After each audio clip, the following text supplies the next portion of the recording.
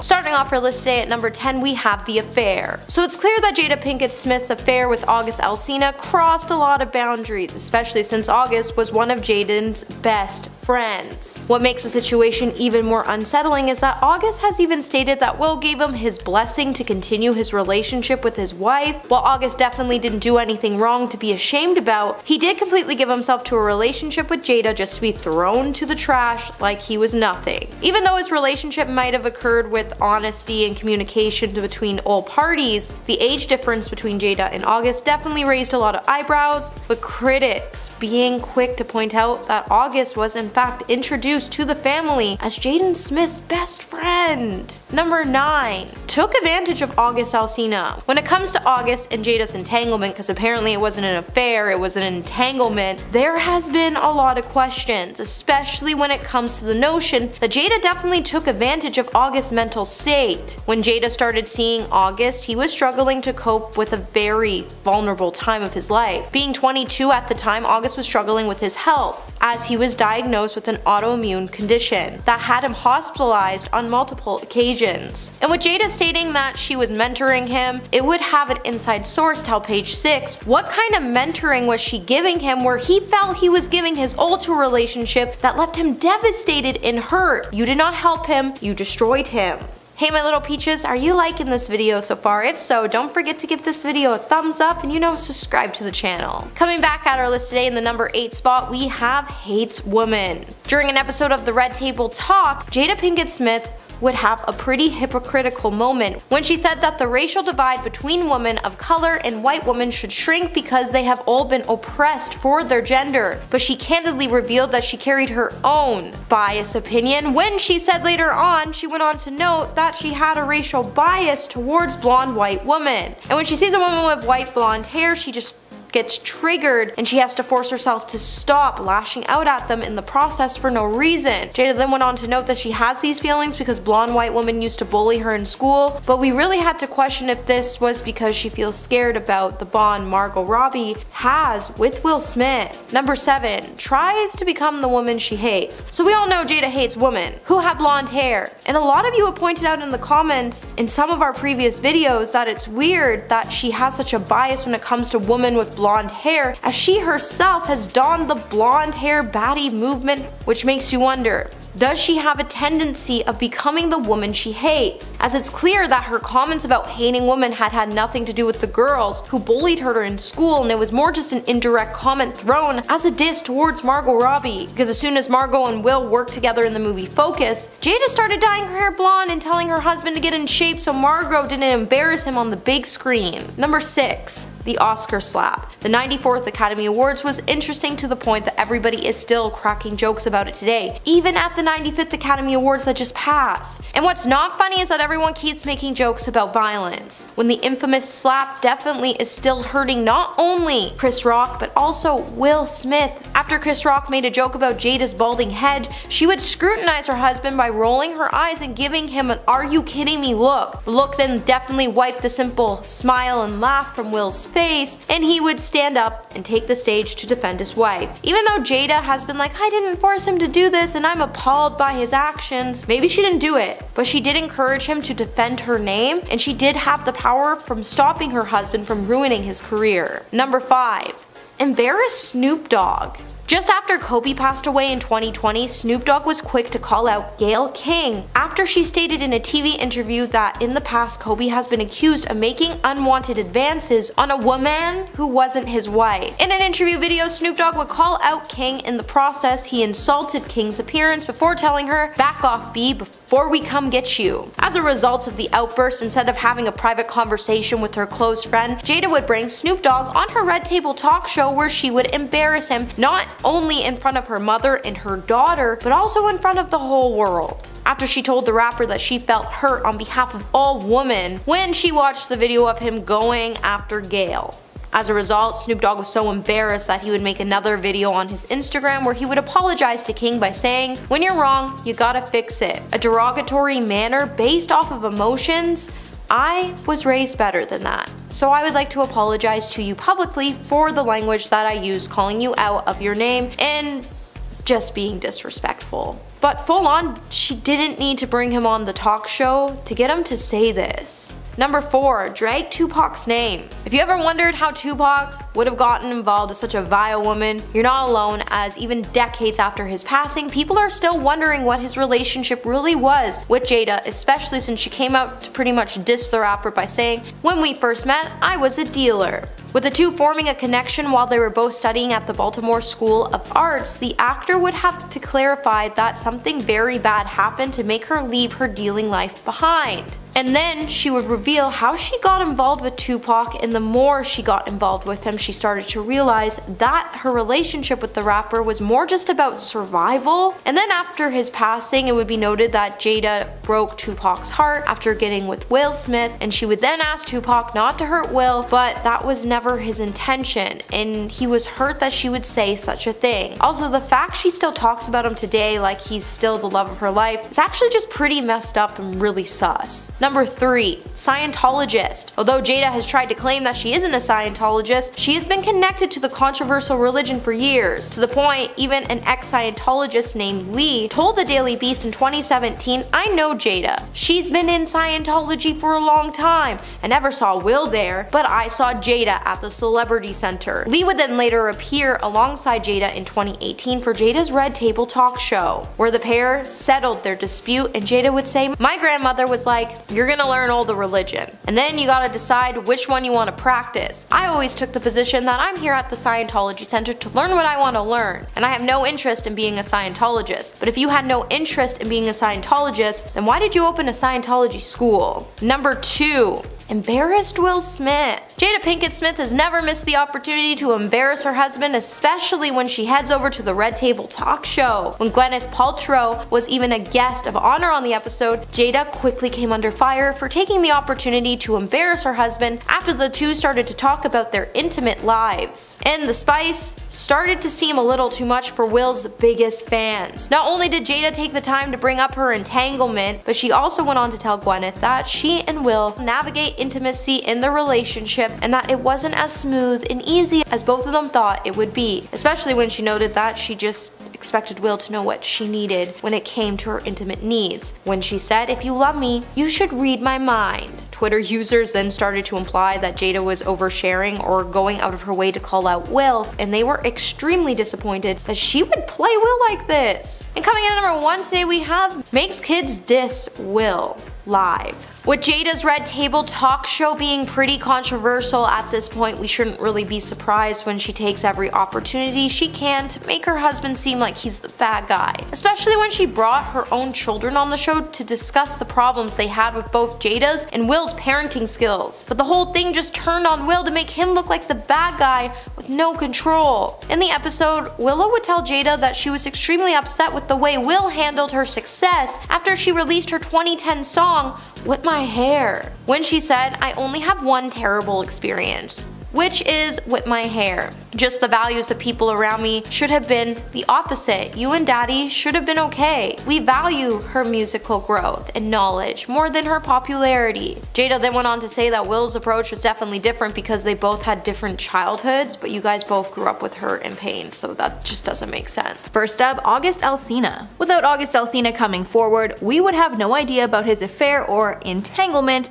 with Jada Pinkett Smith. Will and Jada have been married for 20 years, but it seems that they've been anything but conventional, and the pair have revealed that they have an open marriage. Alsina spilled the beans on his relationship with Jada while on Angela Yee's radio show. When speaking about Jada, he said, quote, "I totally gave myself to that relationship for years of my life, and I truly, really deeply love her." Alsina even claimed that Will gave the couple his blessing to be together, although Jada denies this. Jada admitted to having an affair with August, but downplayed it as an entanglement. During the Red Table Talk segment where they spoke of the affair, Will looked visibly angry about the situation, and pushed Jada to admit she did have a relationship with August.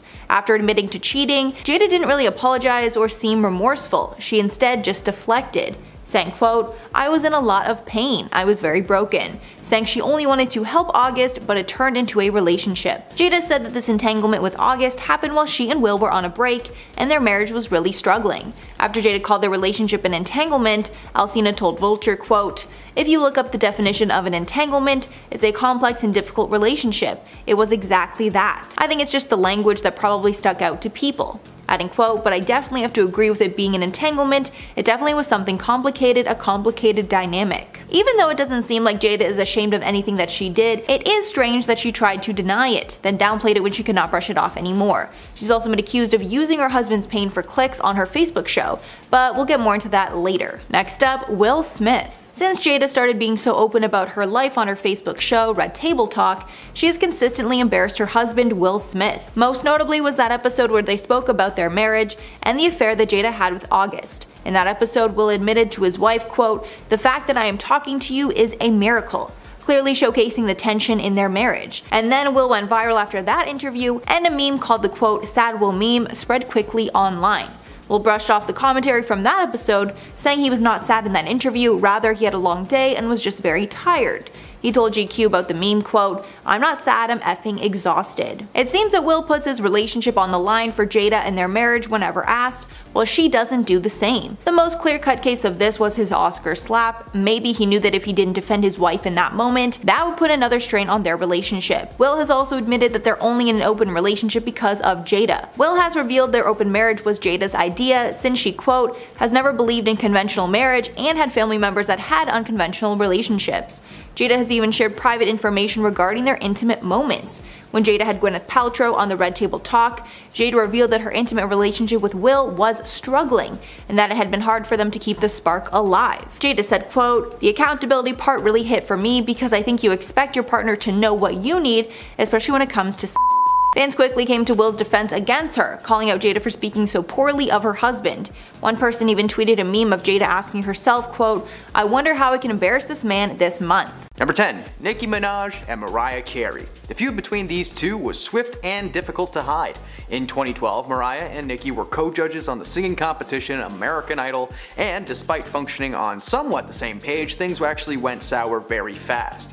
Over a span of just a few short weeks, American Idol became a desolate wasteland of insults, swear words, and a ton of threats. Yeah, things got pretty heated. According to people that worked on set of the show, Mariah was the one making fun of Nicki, saying mean little comments every time they sat next to each other. She was always saying that Nicki couldn't sing and felt that she should not be judging others on their ability. Some other people claim the opposite is the case, but hey, who really knows? I wasn't on the set. What we do know is that things got so heated that Nicki stormed off set one day, threatening to physically harm Mariah as she did. In 2013, they must have had enough of each other as they both decided to quit the show and go their separate ways. Number 9. Tommy Lee Jones and Jim Carrey. So let's get geeky for a second and talk about the movie Batman Forever. This movie was a failure from the moment the studio decided to fight Tim Burton on his vision. They recasted Michael Keaton, shifted the dark undertone, and turned the whole thing into a big live-action cartoon. Jim Carrey and Tommy Lee Jones played the villains of the piece, the Riddler and Two-Face respectively. For Tommy, the set was nothing but a pain in the neck. According to Tommy and several of the people on set, himself and Jim would argue with each other constantly. He just hated Jim's improv, his goofy attitude, and his overall energetic performance. Now, he literally called Jim a buffoon following the film's release. Despite working very well together on screen, off screen, they were counting down the hours until production wrapped. Number 8. Freddie Prinze Jr. and Kiefer Sutherland. Kiefer is a man known for his roles in movies like Lost Boys or Stand By Me, and he's built himself a nice little nest egg. For a long time, he was starring in crime drama 24. A lot of celebrities made small cameos and recurring roles on that show, but in 2010, Scooby-Doo alumni Freddie Prinze Jr., and yes, I know he's been in other stuff, but that's how I know him, was casted as Cole Ortiz. Despite the massive success of the show, the job actually left him scarred and admitting that he hated every second of it. According to Freddie, Kiefer Kiefer is just an unprofessional dude that he hated working with. Continuing to say that he wasn't talking trash, this was just something that he would happily say to Kiefer's face. Apparently, a ton of his co-stars agreed that he makes filming a living nightmare. Following the end of his character's time on the show, he did slow down in acting, now limiting himself to voiceover and cameo roles, and the odd thing was that while there was some backing up to Freddy's story, there were a lot of people defending Sutherland, claiming the exact opposite things had happened to them. Some say that he's the most professional man in the world, and some say that he is someone you gotta watch out for, so I don't know, let's get some hashtags going. Hashtag Kiefer good, bad, see which one wins. Number 7. Chevy Chase and Donald Glover. Chevy Chase became a popular man after being involved with National Lampoon and Saturday Night Live way back in the day, but he returned to the mainstream when he starred as Pierce Hawthorne in Community. I genuinely love this show, and Chevy, it got better when he left. It would appear that his Community co-stars would agree with that statement. Around the middle of the show, Chevy started to complain about his co-stars, especially Donald Glover. It became apparent that he was just angry with him and was eventually fired for using racial slurs against him. According to Donald himself, aka Troy Barnes, Chevy would often make inappropriate jokes either aimed right at him or just as a general way to disrupt a scene. Joel McHale, who played Jeff Winger, told people that before he was fired, Chevy was complaining about his character's position on the show and how he was being portrayed. Well, the entire cast reminded him that there wasn't anything that actually was keeping him there, which might have been part of what set him off. His character was written out of the show in humiliating fashion, and I'm not gonna spoil it for you. If you haven't seen it, go watch it. He feeds some geese for just a bit too long, if you know what I mean. Number 6. Wesley Snipes and Ryan Reynolds. Ryan Reynolds is known for a lot of things. One of his most iconic roles as an actor is of course the Merc with the Mouth, Deadpool himself. However, in 2008, Ryan was a part of a very different Marvel movie. As some might know, the original Marvel movie that started this whole live action comics trend was Blade, starring Wesley Snipes as the titular vampire hunter. By the time the third film of that franchise rolled around, Wesley Snipes was actually just done with working on set. He hated the way the franchise was turning out, and all of his creative suggestions were very quickly shut down. His main problem was the fact that Blade Trinity was written as a straight up comedy movie when the previous entries were more dark and action packed, filled with gore and some pretty stellar fight sequences. So when Van Wilder was casted to be his co-star, he kinda gave up. He famously refused to film several scenes unless he was allowed to keep his shades on. Apparently he was just micro-napping during takes because he just didn't care anymore. Ryan Reynolds played a big part in his difficulty enjoying the film. Apparently Reynolds just made it his mission to make Wesley snap. He'd constantly do bits, push things too far, make stuff up on the set. At the end of the day, Blade Trinity ended up burying the franchise, and it was one of the most chaotic and toxic film sets probably ever. Number 5. Tom Hardy and Charlize Theron. Mad Max Fury Road is a wonderful film in cinema history. It featured like no CGI despite having some incredible visuals, and it also had some pretty stellar performances from its cast, including Nicholas Hoult, Charlize Theron, and Tom Hardy. Charlize and Tom played the main characters, Furiosa and Max. While their on-screen characters end up working together in the end, on set it was just very different. Tom had a bit of a bad habit for showing up late, basically all the time. Meanwhile, Charlize was a brand new mother who would be on time every day while her kids were forced to be taken care of by someone else. In a book called Red, Sweat and Chrome, The Wild and True Story of Mad Max, writer Kyle Buchanan shared an instance on set between Charlize and Tom. Everyone was on set, 8 AM, ready to go, except for Tom. But to make a point, Charlize took her place and stayed there for 3 hours until Tom finally showed up. She didn't move a muscle, and according to the crew, she was beyond furious. When Tom finally showed up, she asked him how he could be so disrespectful. They said that they should fine the See You Next Tuesday $100,000 for every minute that he held up the crew. She didn't say See You Next Tuesday, but the word she did say set Tom off. He rushed up to her and pulled out the whole "what did you just say to me" thing, because he's a big tough guy and he can't hear well. Overall, Charlize felt pretty threatened by Tom and had to have an assistant follow her around on set as a buffer between the two, and I found out that following the film they actually apologized, mended things up, and Tom realized that he was a bit intense on set, which is to say the least. Number 4. The Rock and Vin Diesel. Dwayne and Vin first met on the set of the 5th Fast and Furious movie. This was Vin Diesel's 5th movie while it was Dwayne's first, not just in a franchise, but in the acting world in general. At first, everything was okay with these guys on set. Fast 5 was pretty good, it made a lot of money, and they asked Dwayne to come back for 2 more movies. However, something changed. In 2016, in a now deleted post, he called out one of his fellow Fast 7 co-stars a candy. He actually said a word that rhymes with grass. Rumors started to fly that he was more than likely referencing Vin Diesel. Rumors that were proven true only a week after that post was made. Following the premiere of Fate of the Furious, Johnson posted to Instagram thanking all of his fellow cast and crew, but he left Vin Diesel out of that thank you. It was later confirmed by Fast and Furious co-star Michelle Rodriguez that there was a massive amount of tension on the set of the film.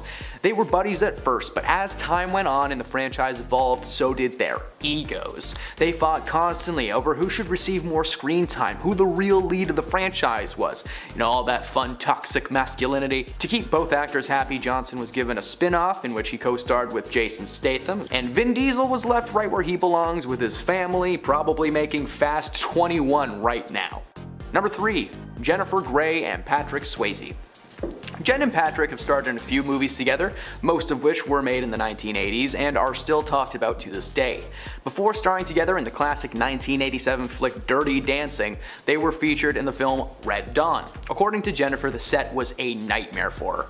While their characters were okay on screen, off screen, Pat was apparently pulling pranks on crew and cast left and right. She said that he was a very alpha individual and acted a lot like a socially unaware jock. She told the director that the things that he was doing just made her uncomfortable and it was just a bit too much.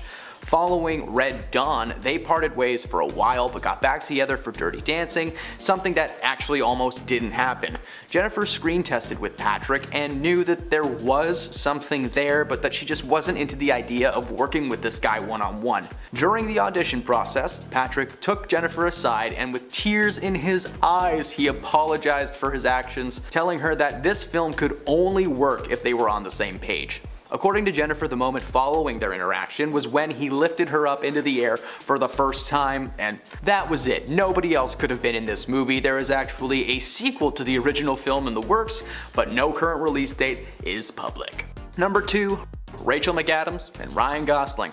The Notebook is of course considered to be one of the best romantic movies ever made. Oddly enough, this on-screen couple actually did not get along at all while they were filming.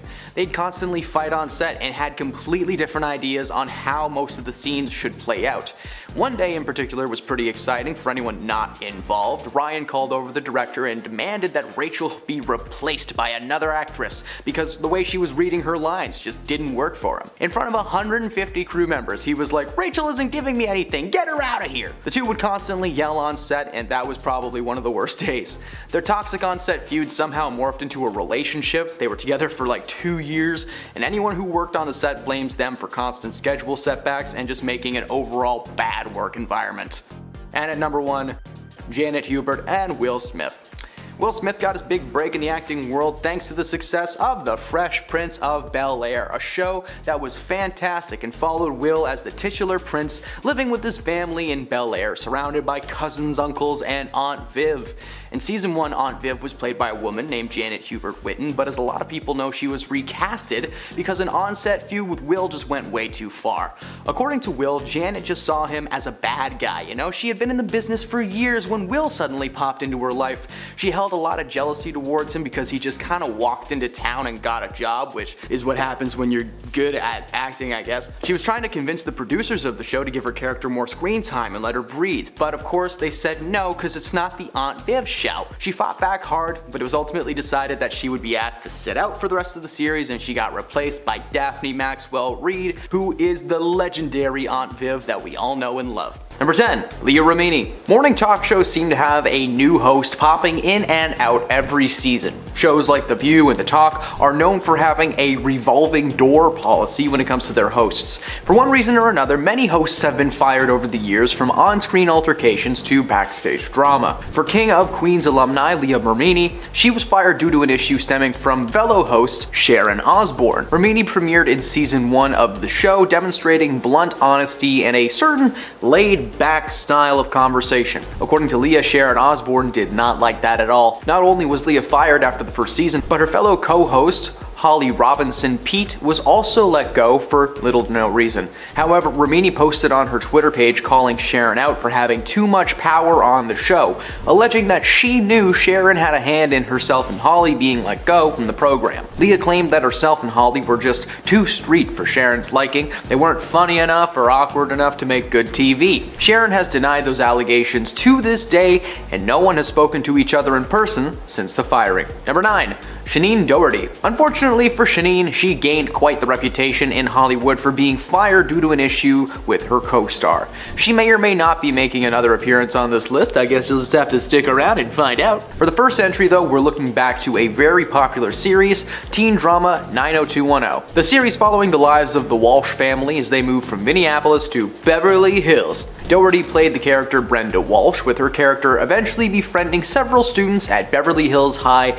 including Donna Martin, played by Tori Spelling. The series was a hit after its initial season, however with increased popularity came massive ego boosts. Doherty and Spelling started clashing on set all of the time, adding additional drama to the production team that they really did not need. Considering Tori's father Aaron Spelling was the producer on the show, it's pretty simple to piece together what happened. Doherty claims that she was officially let go for having a haircut that messed up the continuity of the show, but a wig could have fixed that, so you better believe Tori Spelling told her papa to boot her from the series. Number 8. Lindsay Lohan. In the early 2000s, Lindsay Lohan faced a ton of public scandals, but one that's not talked about often enough actually took place behind the scenes of a TV show called Ugly Betty. Lohan was a guest star on the show in the 3rd season playing Kimmy Keegan. Kimmy was supposed to stick around for 6 total episodes, but eventually that number was shrunken down to 4, the reason being that her co-star and the lead of the show, America Ferrera, just did not get along with Lindsay on set. According to America, and actually quite a few of the Ugly Betty crew, Lindsay would show up with an entourage of people and usually under the influence of herbs and spices, and the production crew had to literally repaint her dressing room when she left because it was so messed up. One crew member alleged that she would cut images of her own face out of magazines and tabloid articles like she were making a collage or something. That sounds a little made up, but not out of the realm of possibility. America claims that one scene took over 30 takes to get right because they just kept flubbing their lines. Lindsay's team of buddies have been adamant that America had too much power and was the sole reason that she was asked to leave the show. Unfortunately, if you do bad things and enough people know about it, karma just kinda comes back around. Oprah Winfrey is back in the news today for a couple of reasons, but they all surround the release of the new musical remake of The Color Purple. While doing press for the new film starring Taraji P. Henson, The Little Mermaid's Hailey Bailey, Peacemakers Danielle Brooks, and Fantasia Barrino making her silver screen debut, Oprah Winfrey was a star of the original version of the film from 1985, and she's a producer of this reboot. While speaking with The View earlier this week, Oprah appeared to drop some major shade towards both the film and the people involved on that show. One of the hosts of The View is, of course, Whoopi Goldberg, who is not only a hilarious woman, but was also a major player in the original version of Color Purple. In fact, herself and Oprah Winfrey had a very silly feud back in the day, but we'll talk about that in a minute. The show producers were upset to see that Oprah would not be appearing alongside the cast of the film on an episode of The View from last week. Whoopi Goldberg introduced the crew on an all-purple set, and they were on the show to talk about the movie, their careers, and the producers had hoped that Oprah Winfrey would make an appearance and allow the show to market itself as a reunion episode. Whoopi actually makes an appearance in the new film and has appeared on set, but with no Oprah in sight. The reason that The View is particularly annoyed with Oprah's absence is because she has been appearing on other talk shows to promote the film. Oprah has appeared on The Drew Barrymore Show and Sherri Shepherd's Sherri. Around the same time, Oprah gave a candid interview with People magazine about her recent weight loss and how she was aided by medication, but let's talk about The View for a minute. Despite her absence from the episode, it was well received, and Whoopi said that she felt a strong connection with the people who actually did show up. As I mentioned earlier, Oprah has been making rounds to the talk show circuit. She was on The Drew Barrymore Show. The host, Drew Barrymore, was beyond excited that Oprah was there to be her special guest. During the interview, Drew was very touchy-feely, and because the internet is the way that it is, people called for her to be cancelled. Let go of Oprah, lady! But as it turns out, Oprah was not only okay with this, but it actually made her feel more comfortable to talk about her personal life life on top of the film. But this appearance sparked some backlash. Like, why was she on this show but not The View with Whoopi Goldberg? Back in the day, Whoopi Goldberg was nominated for an Oscar for her part in the original Color Purple, and according to author Kitty Kelly, she became enemy number 1 to Oprah Winfrey. Rumors were spread, and the book noted that following the nomination, Whoopi actually never made an appearance on the Oprah Winfrey Show, which was odd considering at one point Oprah invited the entire cast of the original movie onto her show to celebrate. She also notably let Whoopi off of the guest list of her 2006 Legends Ball, which saw a ton of A-list celebrities in attendance. Oprah and Whoopi eventually ran into each other at a party thrown by Tyler Perry a few years later, where they supposedly squashed any beef that existed between them. Either that never actually happened or something new has taken place, since Oprah and Whoopi are still never seen in the same room together. But it's not just Whoopi Goldberg who seems to take issues with Oprah's attitude. One of the stars of the new film, Taraji P. Henson, delivered a tearful interview that touched on pay disparities for black women in Hollywood. This past week on Instagram, the Oscar-nominated actress acknowledged this social media response to her interview with Gayle King from SiriusXM Radio. During the interview, she expressed that she was just tired of working hard and getting paid a fraction of what she deserved. Posting on Instagram, she thanked her fans for their response to her message with compassion, understanding, and support. She shared a photo of herself and Oprah and wrote that this is so important for black women and all women of color to support each other. It is also imperative to have women of color in decision-making positions across all industries. While there were a lot of rumors circulating that Oprah Winfrey was some kind of a tyrant on set, those rumors were quickly squashed thanks to Taraji's post. She wrote under the photo that Oprah was nothing less than a steady and solid beacon of light to all of the cast members of The Color Purple. She provided encouragement, guidance, and unwavering support to everyone there. She concluded by saying that Oprah told her personally to reach out for anything that she needed, and she did. One call, one conversation, one decision making black women to make her feel heard. The tearful part of the interview came as King asked Taraji about past comments that the Empire actress made about contemplating leaving her acting career behind. She told King and her fellow guests that she was tired of hearing her sisters saying the same thing over and over again. She told the host that she hears people talk about how hard she works and that the math just isn't mathing. There is an entire team of people above her that make the majority of the money in the film industry, and she's voiced her frustrations that every time she does something and breaks through another glass ceiling, and when it's time to renegotiate, she's just at the bottom again, like she didn't do what she just did. And it wears on your mental health, because the question is, why? Like, what does it mean for you as an actor? Gabrielle Union backed up her claims, saying that there was not a word of a lie told by this woman. In fact, Viola Davis from The Woman King reposted this clip to her Instagram simply with the caption, "This," and a few hands pointing up. A little while back, Taraji was seriously considering leaving the US altogether, living in another country. Considering how stellar of an actor she is along with the rest of the cast, Hollywood really needs to get their act together and pay their people. The strike should hopefully push Hollywood in the right direction, but we may not know for a long time. For anyone interested, The Color Purple comes out on Christmas Day in theaters everywhere, and I will be checking it out. As mentioned a little bit earlier in the video, Oprah received a ton of backlash this year for a few reasons. Most recently, it was because she told the world that her weight loss was the result of medication rather than natural work. The backlash was swift and not unwarranted, as Oprah literally started Weight Watchers, which is a company that encourages weight loss through behavioral changes, nutritional science, and real connections. Instead of encouraging people to eat better and make positive changes, she told the world to literally take a chill pill. She is not only a member of the company still, but she claims to follow the practices to this day. Considering she's almost 70 years old, we can understand her feeling the need to shift from being physical to using medication. She addressed the backlash and told people that she was just done with all of the hate from people, and particularly herself. The medication is approved by the FDA as a prescription for managing weight and staying healthy, and in her lifetime this feels like a relief rather than a burden. Her goal with taking the pills is to take down the stigma surrounding them,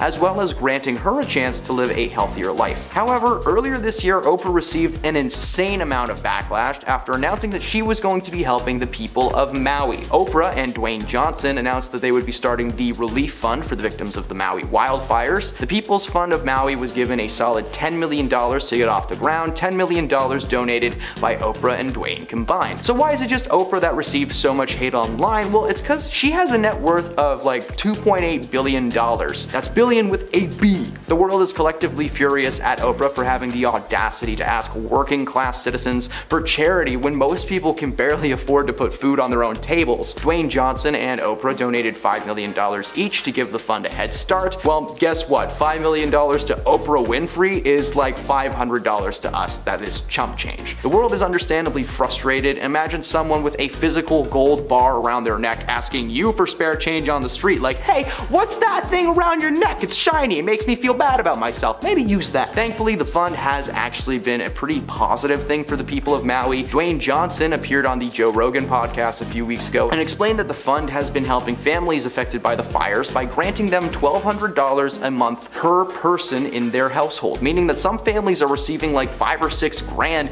every month, which is a lot. Thousands of people across the island are no longer living in fear or stress about how they're going to afford to live following the devastating wildfires that took out a large portion of the island this year. Oprah's involvement really should not be the focus, because point instead focus on the terrible things that she's done outside of the Maui thing, okay? Let's not forget what her show really was. Oprah used to bring the most vulnerable people she could find onto her show to share their stories, and while some were just actors or people sharing some positive stories, there were also so many people who would just cry on her show. Let's not forget the other careers that this woman is responsible for creating, especially programs with some of her buddies like Dr. Phil. Oprah is not just responsible for many hopes being squashed live on air, but she is also the creator of many talk show celebrities like Dr. Oz and, as I just mentioned, Dr. Phil. Now, before Dr. Phil had his own show, Oprah had asked him and his courtroom consulting firm to help him with a trial. Before meeting Oprah, Phil apparently had zero interest in being a television personality, but Oprah made him see the light, so to speak. According to Phil, she helped him understand the power of the shows and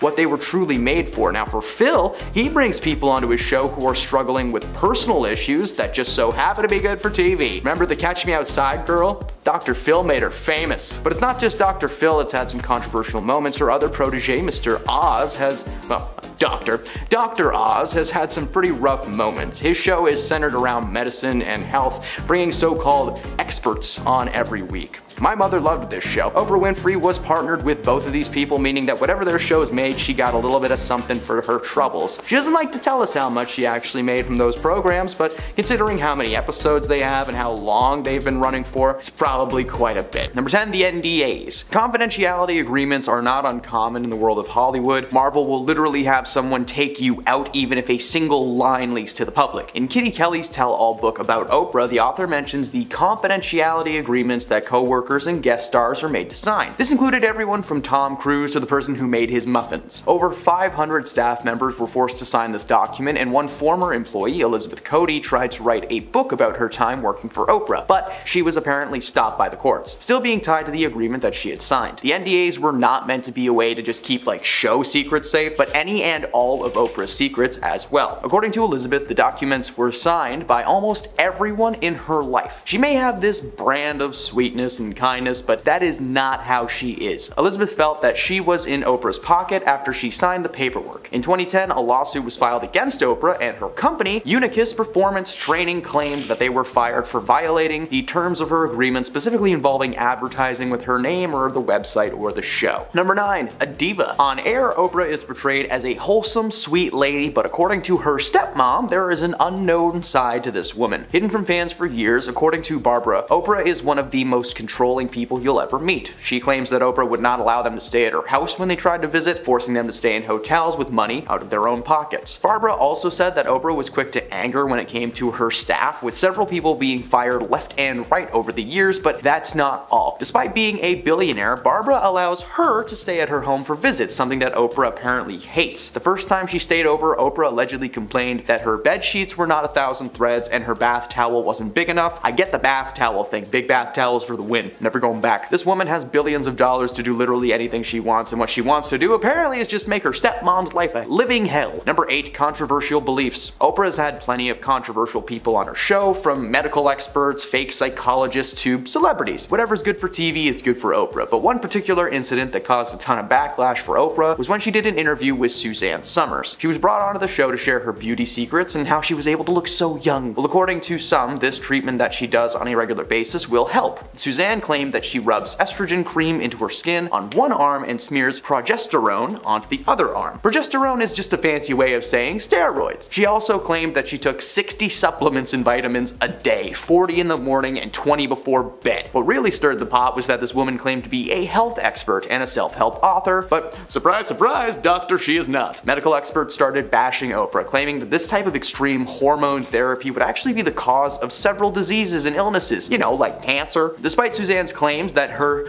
specially made non-FDA approved bioidenticals are natural and safe, they're actually just synthetic, conventional hormones that you can buy at a pharmacy. Oprah did everything in her power to sell this idea to her audience, believing 100% that the methods were useful, even claiming to have used some of these methods that made her feel incredible. So this lady would rather risk her audience getting cancer than just telling them the truth. That is solid. Number 7, an advocate for Maui. Oprah was claiming to be many things during the whole Maui backlash thing. A good boss, a charitable woman, and an advocate for the island of Maui. By starting her Maui fund and donating her spare millions, she made her mark in the public as a woman who she cares so much that she's asking you to give her money as well. Isn't that nice? As I've mentioned in previous videos, Oprah would not care about Maui or its people if she didn't have a vested stake on the island. Oprah's had property in Maui for quite some time, being almost a second home to her, and when the fire started raging, she started funding. But think about all the other things that have happened in the past couple of years around the world. We all forgot about Australia on fire in 2020. Western Canada was on fire at the beginning of this year. Some parts of Florida have been underwater for months, yet Oprah has decided to dedicate her time and money to helping an area where she has a vacation home. Number 6, the free cars. Now, who could forget Oprah's famous words, "You get a car, everybody gets a car." The moment was historical on her series and was parodied time and time again, and it still does get parodied to this day. However, what a lot of people don't know is that it wasn't as simple as, here are some keys, have fun. When someone gives out anything on television, there's a catch. For Oprah's audience, the catch was, if they wanted to drive away in a brand new car, they'd have to pay $7,000 in taxes first. While Oprah's studio would cover the sales tax and registration for each car, which was a lot, the audience members were given a choice to either pay the $7,000 and take their car home, or just simply take the cash instead. The infamous moment on the show featured 11 teachers who were, according to Oprah, in desperate need of a car. They, along with the audience, received keys in a box on camera that Oprah claimed to be for their new cars. Everything has a catch even now. For someone who is known to be charitable and generous, the word free really means something different to Oprah. Next up, Gabrielle Union. One of Jada's most notable feuds is with fellow actress Gabrielle Union. Neither woman could remember why they feuded in the first place, and Union recalled always feeling strange about the way Jada treated her. Jada decided to clear things up with Union on none other than her show Red Table Talk. Jada said on the show, quote, "She and I did not talk for 17 years and we could not remember why. There was just tension between us every time we would see each other. There was some moment that we had that it just left a bad taste in both of our mouths. When we got on the phone to try and figure out what it was, we could not figure it out." In 2018, Jada had Union on the show, where they finally put the beef to rest for good. The pair talked about their strange feud and how there was always tension between them, but neither had any reason to not be friendly. Smith said, quote, "It felt so good to even just go, hey, I'm sorry that I didn't even take the time to talk to you. And then I had to just apologize and just think to myself, damn Jada, that was some petty stuff." Union later told Today that she was not sure why Jada did not like her. She felt it was the media and other people that pitted them against one another, but thankfully they are on better terms now. Her kids. Jada and Will share 2 kids together, Jaden and Willow Smith.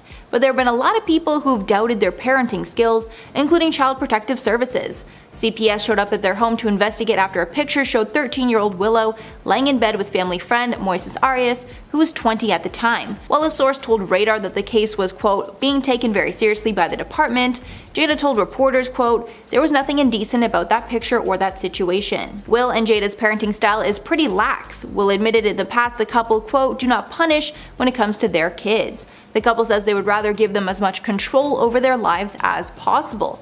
Adding, quote, "The way that we deal with our kids is that they are responsible for their lives. Our concept is, as young as possible, give them as much control over their lives as possible. And on the concept of punishment, our experience is that it has a little too much of a negative quality. Jaden is also a fan of the ways parents discipline, telling Metro that it works pretty well. Although most kids would jump at the chance to have their parents stop nagging them. However, there might be times when it's appropriate to put limits on kids, as they might not understand the consequences of what's happening at that time. One example of this could be Jaden's past friendship with actress Zoe Kravitz. Zoe is 10 years older than Jaden, and Zoe admitted to hanging out with Jaden alone when he was just 14 years old. Although nothing inappropriate happened between them, other parents might want to limit that sort of interaction. Cherie Zampino. Cherie Zampino was married to Will Smith before he and Jada got married. The shady part is that Will and Jada started dating before he and Cherie were officially divorced.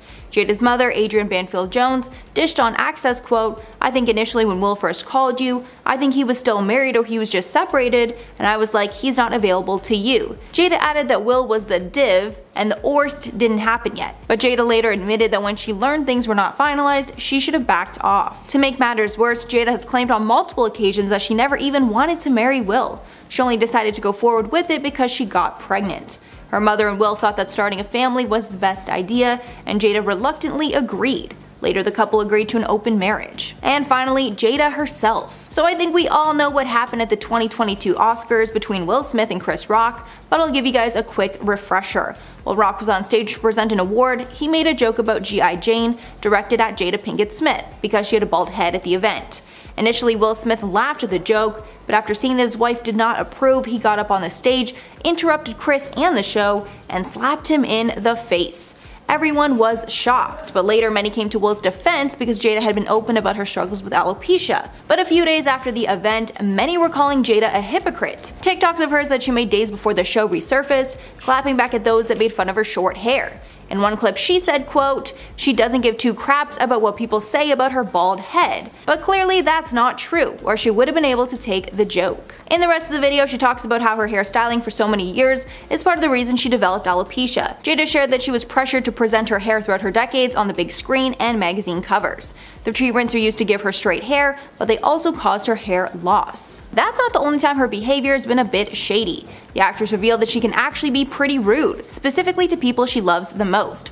On an episode of her show Red Table Talk, she revealed that she's done so many horrible things to people she loves because of her ego, adding, quote, "Once my ego kicks in, we are in trouble. That Jada baby, she ain't cute, she's a vicious one, and she's mean." She also admitted that she got confrontational towards some of her husband's admirers, revealing, quote, "There was only like 1 or 2 times where I might have gotten a little hostile when I felt people stepped over a boundary that they were disrespectful. Now we got an issue." She did know that she is doing her best to improve these behaviors, but obviously we would hope that she would be nice to people all of the time. Starting off our list today at number 10, we have Forced to Marry Will, with Jada Pinkett Smith and Will Smith's marriage being the top subject when it comes to scandals over the last year. It's left us all wondering when Jada might just grow up and stop making jabs at her husband in an attempt to embarrass him any further. When the actress's reaction after the Oscar ceremony in 2022 was to condemn her husband for slapping Chris Rock, the incident led the press to review previously published content around the couple. And a video then re-emerged from 2018, where in it, Jada could be seen stating that she never wanted to get married and she was forced to marry Will because she was pregnant. The video would actually turn out to be an episode from her Red Table Talk podcast, which featured her,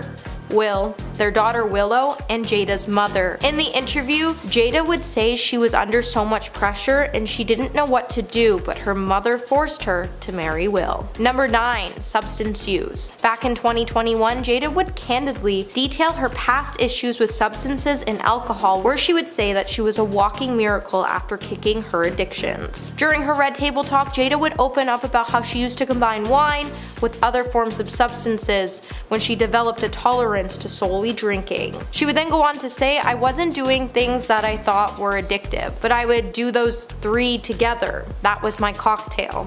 Your threshold becomes so high that what it takes for you to get to the place you need to get to, it will take me 2 bottles to get to, okay? If I do substances with alcohol at the same time, I get there faster and I can keep the feeling going." Jada then said she went cold turkey one day after she had a health scare on the set of the 1996 The Nutty Professor, as she passed out on set and made a total fool of herself. Hey my little peaches, are you liking this video so far? If so, don't forget to give it a thumbs up and subscribe to the channel. Number 8. Comments about the Oscars. Just when the confrontation that happened between Will Smith and Chris Rock had become one of the most discussed topics around the world, a lot of people had their say on the comedian's joke and the actor's decision to respond by slapping the comedian. And if things couldn't get any better, Jada Pinkett Smith then broke her silence on the issue when she chose to write a message on her social media account saying, "This is a season for healing and I'm here for it."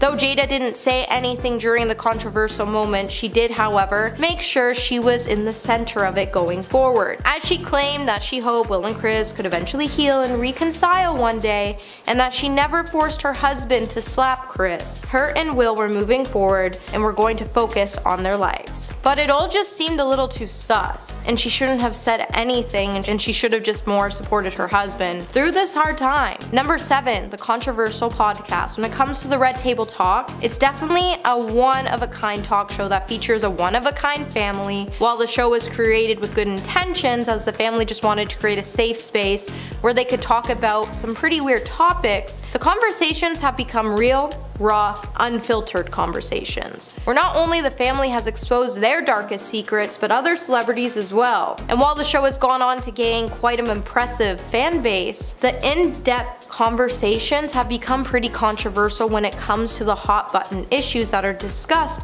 and it has hurt Jada's career to the point she can't even get casted in anything, and she really hasn't worked on anything since her role in the Scream franchise. Number 6. The Matrix controversy. The Matrix franchise is well known for revolutionizing the cinema world with its stunning visuals and graphics. From the very release of the first movie, The Matrix made an everlasting impact on the souls of the audience, with the franchise being represented well by Keanu Reeves and Carrie-Anne Moss. Did you know that the hit duo actually could have been represented by celebrity couple Will Smith and Jada Pinkett Smith? But since Will Smith refused to play the hit character of Neo in the blockbuster franchise, as the actor was in no mood to shoot another Alien movie after Independence Day, Jada Pinkett Smith would fail to be selected for the role, and she blames it on Will, as she didn't have any chemistry with Reeves, which resulted in her to lose the role. So it goes on to show that she just has trouble connecting with other people on set when they aren't her friend or family members. The actress did, however, go on to grab a role in the franchise after she lied about not being pregnant. Number 5. Scientology affiliation. Reports have been stating for years now that Jada Pinkett Smith has had strong ties to the Church of Scientology. Although she has never publicly subscribed to the belief system, many sources have claimed that not only did she once practice Scientology, but she was also heavily involved in it. The information would come to light after a former Scientologist told the Daily Mail that not only was Jada a member, but she was also a recruiter who was paid to lure people into the church. The source also went on to say Jada was always around the celebrity center, doing things her own way with Kelly Preston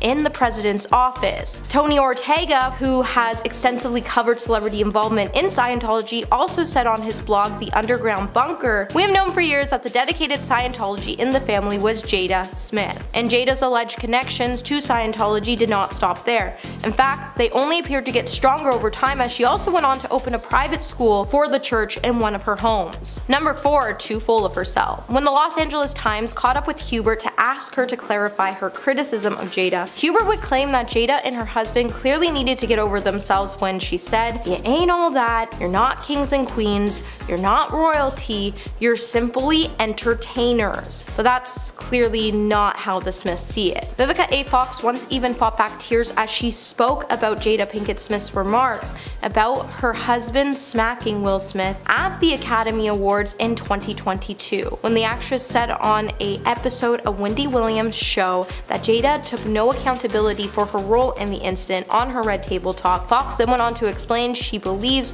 Jada played a part in the incident when she said, "Will was defending her honor. That's the reason he walked on the stage and slapped, because he felt like his wife had been offended." She then went on to note that because Jada took no accountability, it made her seem so self-righteous and full of herself. Number 7. Selma Blair. It's funny that this entry involves Charlie Sheen getting a woman fired when he himself has been fired from several projects and for a few reasons. After being fired from 2.5 Men, Sheen returned to the acting world, headlining his own show called Anger Management. It premiered in 2012 with the cast featuring Hellboy alumni Selma Blair, playing his colleague and friend with benefits on the show. However, Sheen's terrible behavior continued to haunt him from his 2.5 Men days. Blair was very vocal on her problems with Charlie, especially his messy work ethic. Charlie heard about this and he was having none of it. He threatened to quit the show if Blair was going to remain a part of the cast. Sheen got his way and Blair was let go after starring in just 54 episodes. The show didn't last long though. Who would have guessed that a messy actor being the lead was a bad idea? The show was ultimately cancelled in 2014. Number 6. Aaron Hayes. The King of Queens was arguably the peak of Kevin James and his comedy. For 9 seasons, people tuned in to see Kevin and his on-screen wife, Leah Remini, deliver entertaining banter and genuinely memorable moments as their chemistry together was electric. Kevin made another move into the world of sitcoms in 2016 when the show Kevin Can't Wait premiered. Another family-style sitcom, only this time Kevin was paired with actress Aaron Hayes. While she was not a bad actor in the slightest, it was a special guest appearance from Leah Remini that sealed her fate. She appeared in the season 1 finale and their chemistry was still so strong that it was announced that Hayes' character would be written off the show and literally had her character tragically pass away. At the same time, Remini was announced as a new series regular beginning in season 2. Though the show cited that firing Aaron was purely a creative choice and in no way was reflected in her abilities as a performer, the firing then sudden hiring of his co-star from the past is just a little bit of a coincidence. Just a little bit.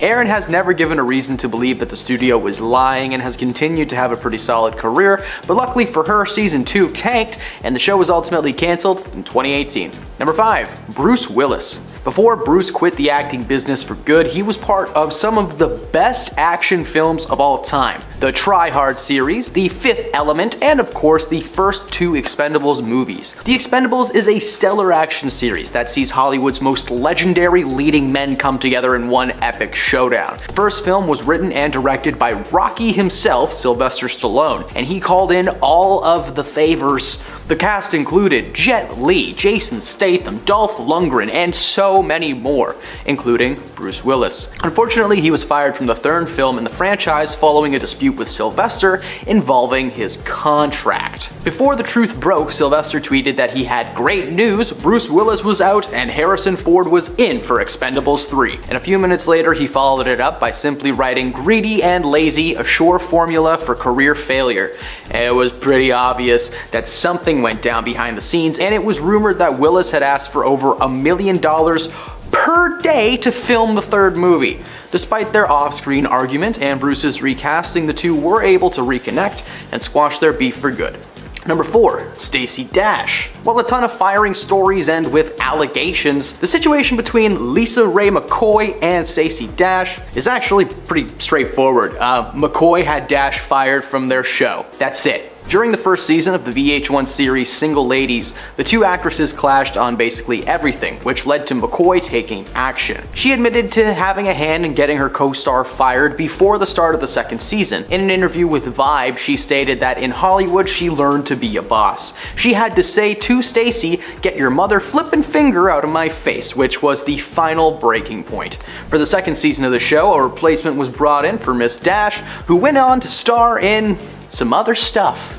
Number 3. Rose McGowan. So let's talk about the show Charmed for a second. It was a solid series that was on air for almost 10 years. The series followed 3 sisters that discover they are descendants of a line of female witches and are destined to fight against the forces of evil. It was a fun show, however, just because you play sisters on set doesn't mean that you're going to be close in real life. Rose McGowan and Alyssa Milano had a very public altercation that resulted in a little incident on set being shared with the entire world. Rose claimed that Alyssa threw a fit in front of the crew, yelling that they didn't pay her enough to do the things she was doing, and only she didn't say the thing she was doing, she said a swear word. She called Alyssa's behavior appalling and claimed that she cried every time the show would get renewed for another season because it just meant more time on a toxic set with Alyssa. Alyssa never shared her own comments on the situation, basically confirming what she was being accused of.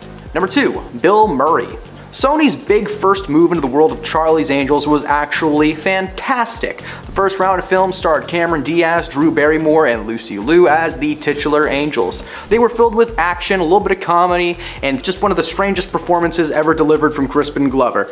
I mean, one of. That dude does a lot of weird stuff. One interesting addition to the cast was the inclusion of Ghostbusters alumni Bill Murray as Bosley, their boss. Apparently the set was anything but a comedy though, after Bill found out that a scene was rewritten while he was away. In an interview with the news outlet Deadline, Lucy Liu spoke up about her time on set and the situation with Bill. Apparently Bill was away for a family event when a scene needed to be refilmed. Instead of using a stand-in, it was decided that the scene could be filmed without Murray's character even being involved, so it went on without him. When he returned to find that the changes were made while he was gone, he was furious and just shouted at everyone, including Lucy. At first, she wasn't sure why he was aiming his comments at her. She didn't do anything, she didn't write it, right? She asked if Bill was specifically speaking to her, and apparently that just set him off. She decided to speak out on Bill's behavior on set, and he was ultimately written out of the sequel. Lucy is awesome for speaking her mind despite being a relatively unknown actor at the time, and so far she seems pretty glad that Bill's career is suffering for it, because Lucy was just the first of many celebrities to comment on his behavior, but we'll talk about that another time. Number 1. Janet Hubert. Will Smith got his big break in the acting world thanks to his time on Fresh Prince of Bel-Air. The show followed him as the titular prince living with his wealthy family in Bel-Air, surrounded by cousins, uncles, and Aunt Viv. In season 1, Aunt Viv was played by a woman named Janet Hubert Witten, but as a lot of people know, in season 2 she was recasted after an on-set feud with Will went a bit too far. According to Will, Janet just viewed him as an antagonist in her life. She had been in a business for years when suddenly Will Smith popped in. She held this tinge of jealousy towards him because he just kinda came to town, got a job, and boom, that was it. Well, hey, that's what happens when you're good at your job, right? She was trying to convince the producers to give her character more time and allow her to breathe, but they said no, because it's not the Aunt Viv show, it's the Fresh Prince show. She fought back hard, but it was ultimately decided that she was gonna be asked to sit out of the rest of the series and be replaced by Daphne Maxwell Reid, who we all know and love as the real Aunt Viv. Number 10. Michael Keaton. Growing up, Michael Keaton was my Batman. The first 2 Tim Burton directed Batman movies are legendary, and I'm never going to look at Danny DeVito and not see the Penguin. Okay, it's just not gonna happen. One thing I actually never knew though was that Michael was once married to his Batman Returns co-star, Michelle Pfeiffer. In fact, Michael actually tried to get Michelle fired from the project after learning that she had been casted as not only a villain, but as his love interest as well. While the split before production was apparently amicable, it was still an uncomfortable situation for Michael to be in romantic scenes with someone that he had, well, already been romantic with off-screen. At the time, Michael was also trying to get back with an ex-girlfriend and felt that Michelle's presence might ruin his chances. Well, as we all know, he was unsuccessful in getting her fired, the project went great, and the movie was great. So the only bad thing that ever happened was DC telling Tim Burton that his Batman 3 ideas were stupid. Hey man, Robin Williams would have made an excellent Riddler, you jerk. Number 9. John Stamos. John Stamos is not just a fun name to say, but is the man to blame for Mary-Kate and Ashley Olsen being absent from the Full House revival, Fuller House. A lot of fans of the original series were well aware of why the Olsen twins never returned, but for those of you who don't know, John actually tried to get them fired from the original series when they were still young, and by young, I mean before they were even a full year old. From the very beginning of the sitcom, Stamos complained that Mary-Kate and Ashley were very difficult children to deal with. Apparently if one wasn't crying and screaming, then the other one was. Oh no, a baby screaming and crying uncontrollably. Now that is a unique situation. His dislike for the Olsens forced the producers to bring in a new set of twins, and these are John's real complaints that prevented those twins from taking over permanently. Number 1, they had red hair. Number 2, in his words, they were unattractive babies, and he knew that he made a mistake. That is an awful thing to say about anyone at any age. After realizing that, the Olsens were just kids and that all the other ones were just too ugly to be on TV, that the Olsen twins would be brought back. What's funny is that the studio eventually wanted to fire Ashley Olsen only and keep Mary-Kate, but John actually stepped in and blocked that call. It seems that over the years that he turned into something like an uncle for the twins. For any Mary-Kate and Ashley fans who are just curious as to where they are, they took a break from acting permanently and have been making waves in the fashion industry. Pretty neat. Number 8. Tom Hanks. Who would have guessed the guy that is basically America's dad would be the cause of a man being fired from one of his film sets? Turner and Hooch was a wonderful buddy cop movie starring a young Tom Hanks and this big beautiful doggo named Beasley. When the film first started its production, Henry Winkler, aka the Fonz, aka Barry Zuckerkorn, was the director. As the years have gone by, Henry has always said the same thing about the project. He got along much better with Beasley than he did with Mr. Hanks. The set was plagued with creative differences between the men who would argue constantly on set. Henry's directing style just clashed with Tom's performance style time and time again. After only 13 days on set, there was an altercation between Tom and Henry that left Henry out of work, and Roger Spottiswoode stepped in to take his place. Number 7. Alec Baldwin. In 2013, Alec Baldwin was attached to star in a Broadway production of the show Orphans alongside Transformers alumni Shia LaBeouf. Now, from day one of rehearsals, Shia and Baldwin were at each other's throats. Shia's problem was that Alec was never off script. This was something that he considered to be very unprofessional. Shia has since claimed that he was so nervous about the show that he made sure to memorize every single line he had before setting foot on stage on day one. His methods were not reciprocated by Alec, who just kind of showed up with a coffee in one hand and the script in the other one, planning to rehearse in the moment. Well, Shia was furious and he apparently yelled at Alec to learn his lines right then, right there. He said, "Whoa, he's a lead, what's the deal? Why aren't you better at this?" Well, after a couple of weeks and one particularly rough day where Shia blew up at Alec in front of a ton of cast and crew, Alec took 5 and he had a meeting with the producers. He said that if Shia wasn't let go, that he was going to quit the project. Producers caved and Shia was canned. In the tabloid, they claimed creative differences, but Shia later shared his side, clearly upset with being dropped as if he meant nothing to the show. Number 6. Seinfeld cast. Now, for this entry, there is no one cast member that could be singled out as the individual who tried to get Heidi Swedberg, aka Susan, fired from the series. In the season 7 finale of Seinfeld, spoiler alert,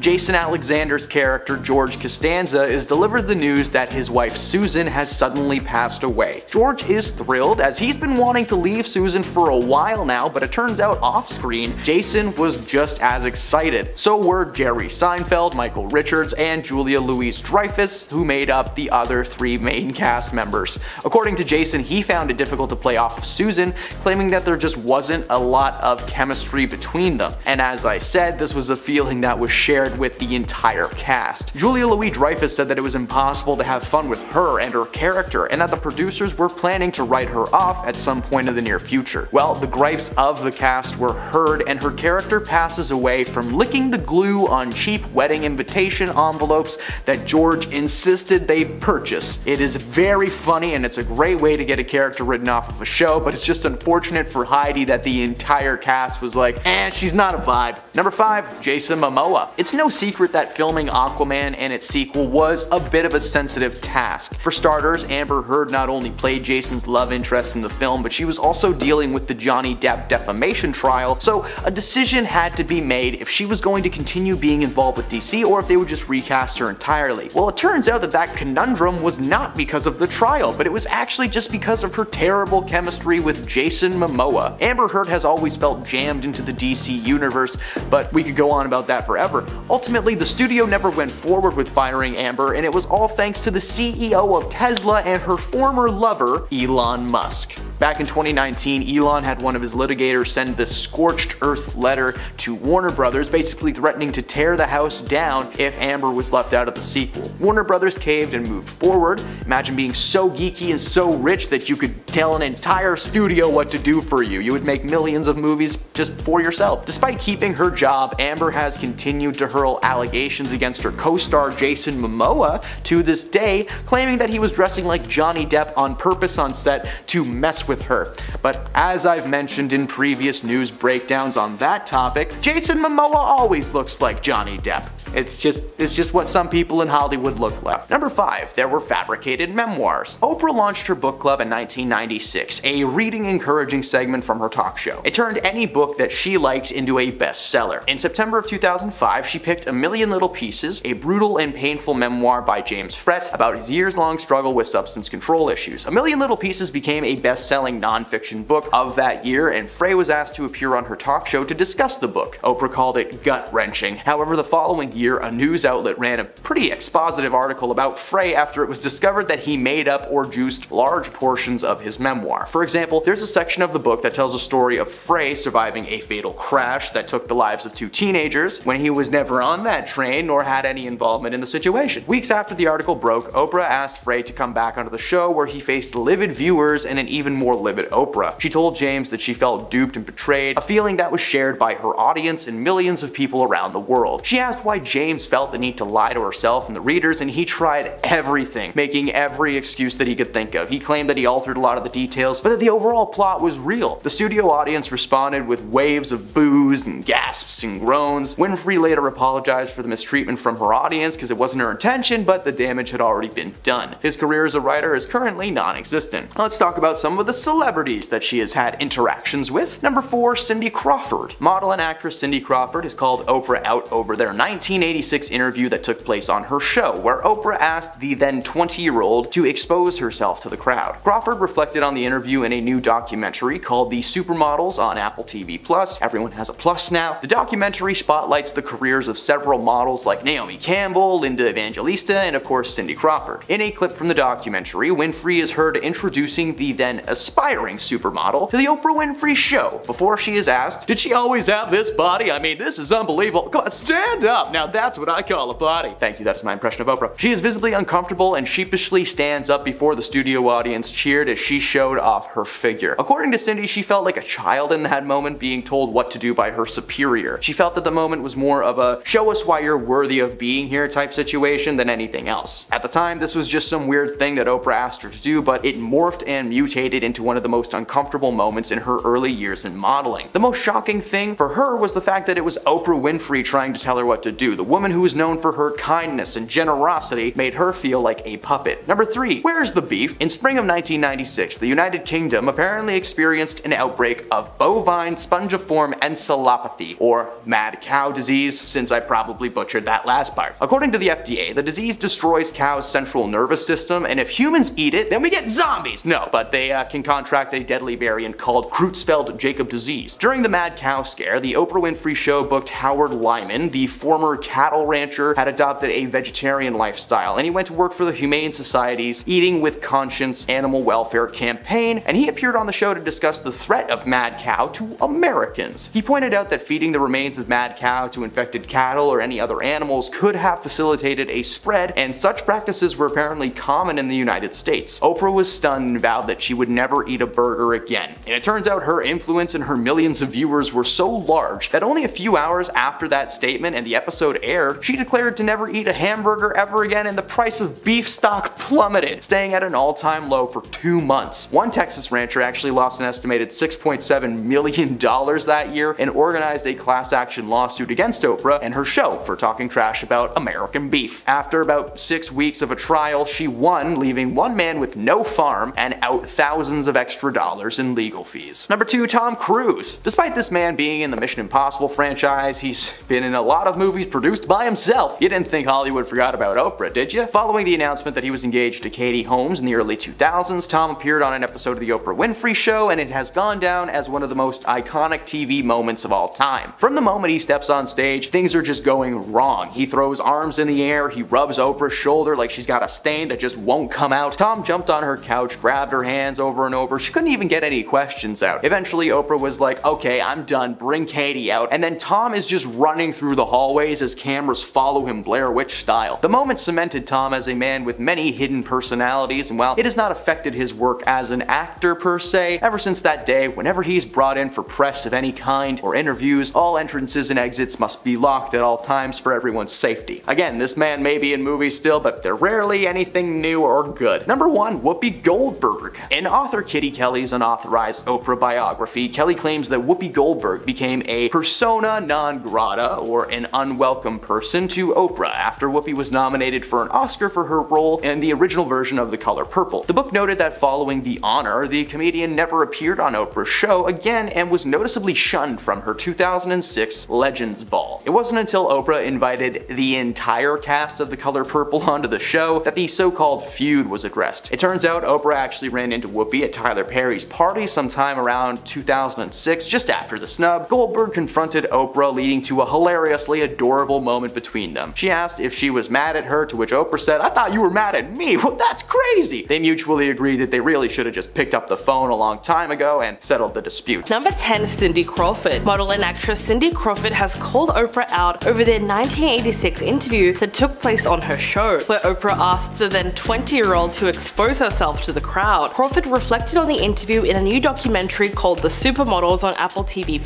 Everyone has a plus now. The documentary spotlights the career of several models like Naomi Campbell, Linda Evangelista, and of course Cindy Crawford. In a clip from the documentary, Winfrey is heard introducing the then aspiring supermodel to the Oprah Winfrey Show before she asked her, "Did she always have this body? This is unbelievable. Stand up, now that's what I call a body." She is visibly uncomfortable and sheepishly stands up before the studio audience cheered as she showed off her figure. According to Cindy, she felt like a child in that moment, being told what to do by her superior. She felt that the moment was more of a show us why you're worthy of being here type situation. At the time, this is just one of those weird things that Oprah asked her to do, but it morphed and mutated into one of the most uncomfortable moments in her early years in modeling. The most shocking thing for her was the fact that this was Oprah Winfrey trying to tell her what to do. The woman known for her kindness and generosity made her feel like a puppet. Number 9. Seth MacFarlane. The creator of Family Guy and the TED series is not a fan of Miss Oprah Winfrey. During the whole 2020 situation with the masks and the isolation, you know what I'm talking about, Seth decided to share some words of wisdom about Oprah Winfrey. He started by acknowledging that Oprah had done some pretty altruistic things with her career, but that she used her platform to amplify the voices of outlandish characters rather than legitimate scientists or medical professionals. The post included a link to the LA Times that discussed the misinformation from Dr. Phil, and of course Dr. Oz. He was claiming that a ton of what was discussed on their shows was nothing more than misinformation and entertaining disasters. The Cash Me Outside girl, the purple guy who drank silver water like it was his job, and so many more that I can't actually talk about online. He called Oprah Winfrey out for starting as a legitimate show with the goal of educating and instead morphed into this misinformation platform. Number 8. Rose McGowan. A ton of A-listers out there will be on Oprah's side through thick and thin, just the way it is. However, Scream alumni and Me Too activist Rose McGowan is not one of those people. The former Charm star tweeted a photo from 2014 involving Oprah kissing the cheek of one of the most disgraced men in Hollywood history. Can't really say his name, but you know exactly who I'm talking about. The photo was taken from the 2014 Critics' Choice Movie Awards. She posted about on Twitter that she was glad to see the ugly truth about Oprah coming to light, and she said that she wished Oprah was real, but sadly she was not. According to Rose, she is as fake as they come,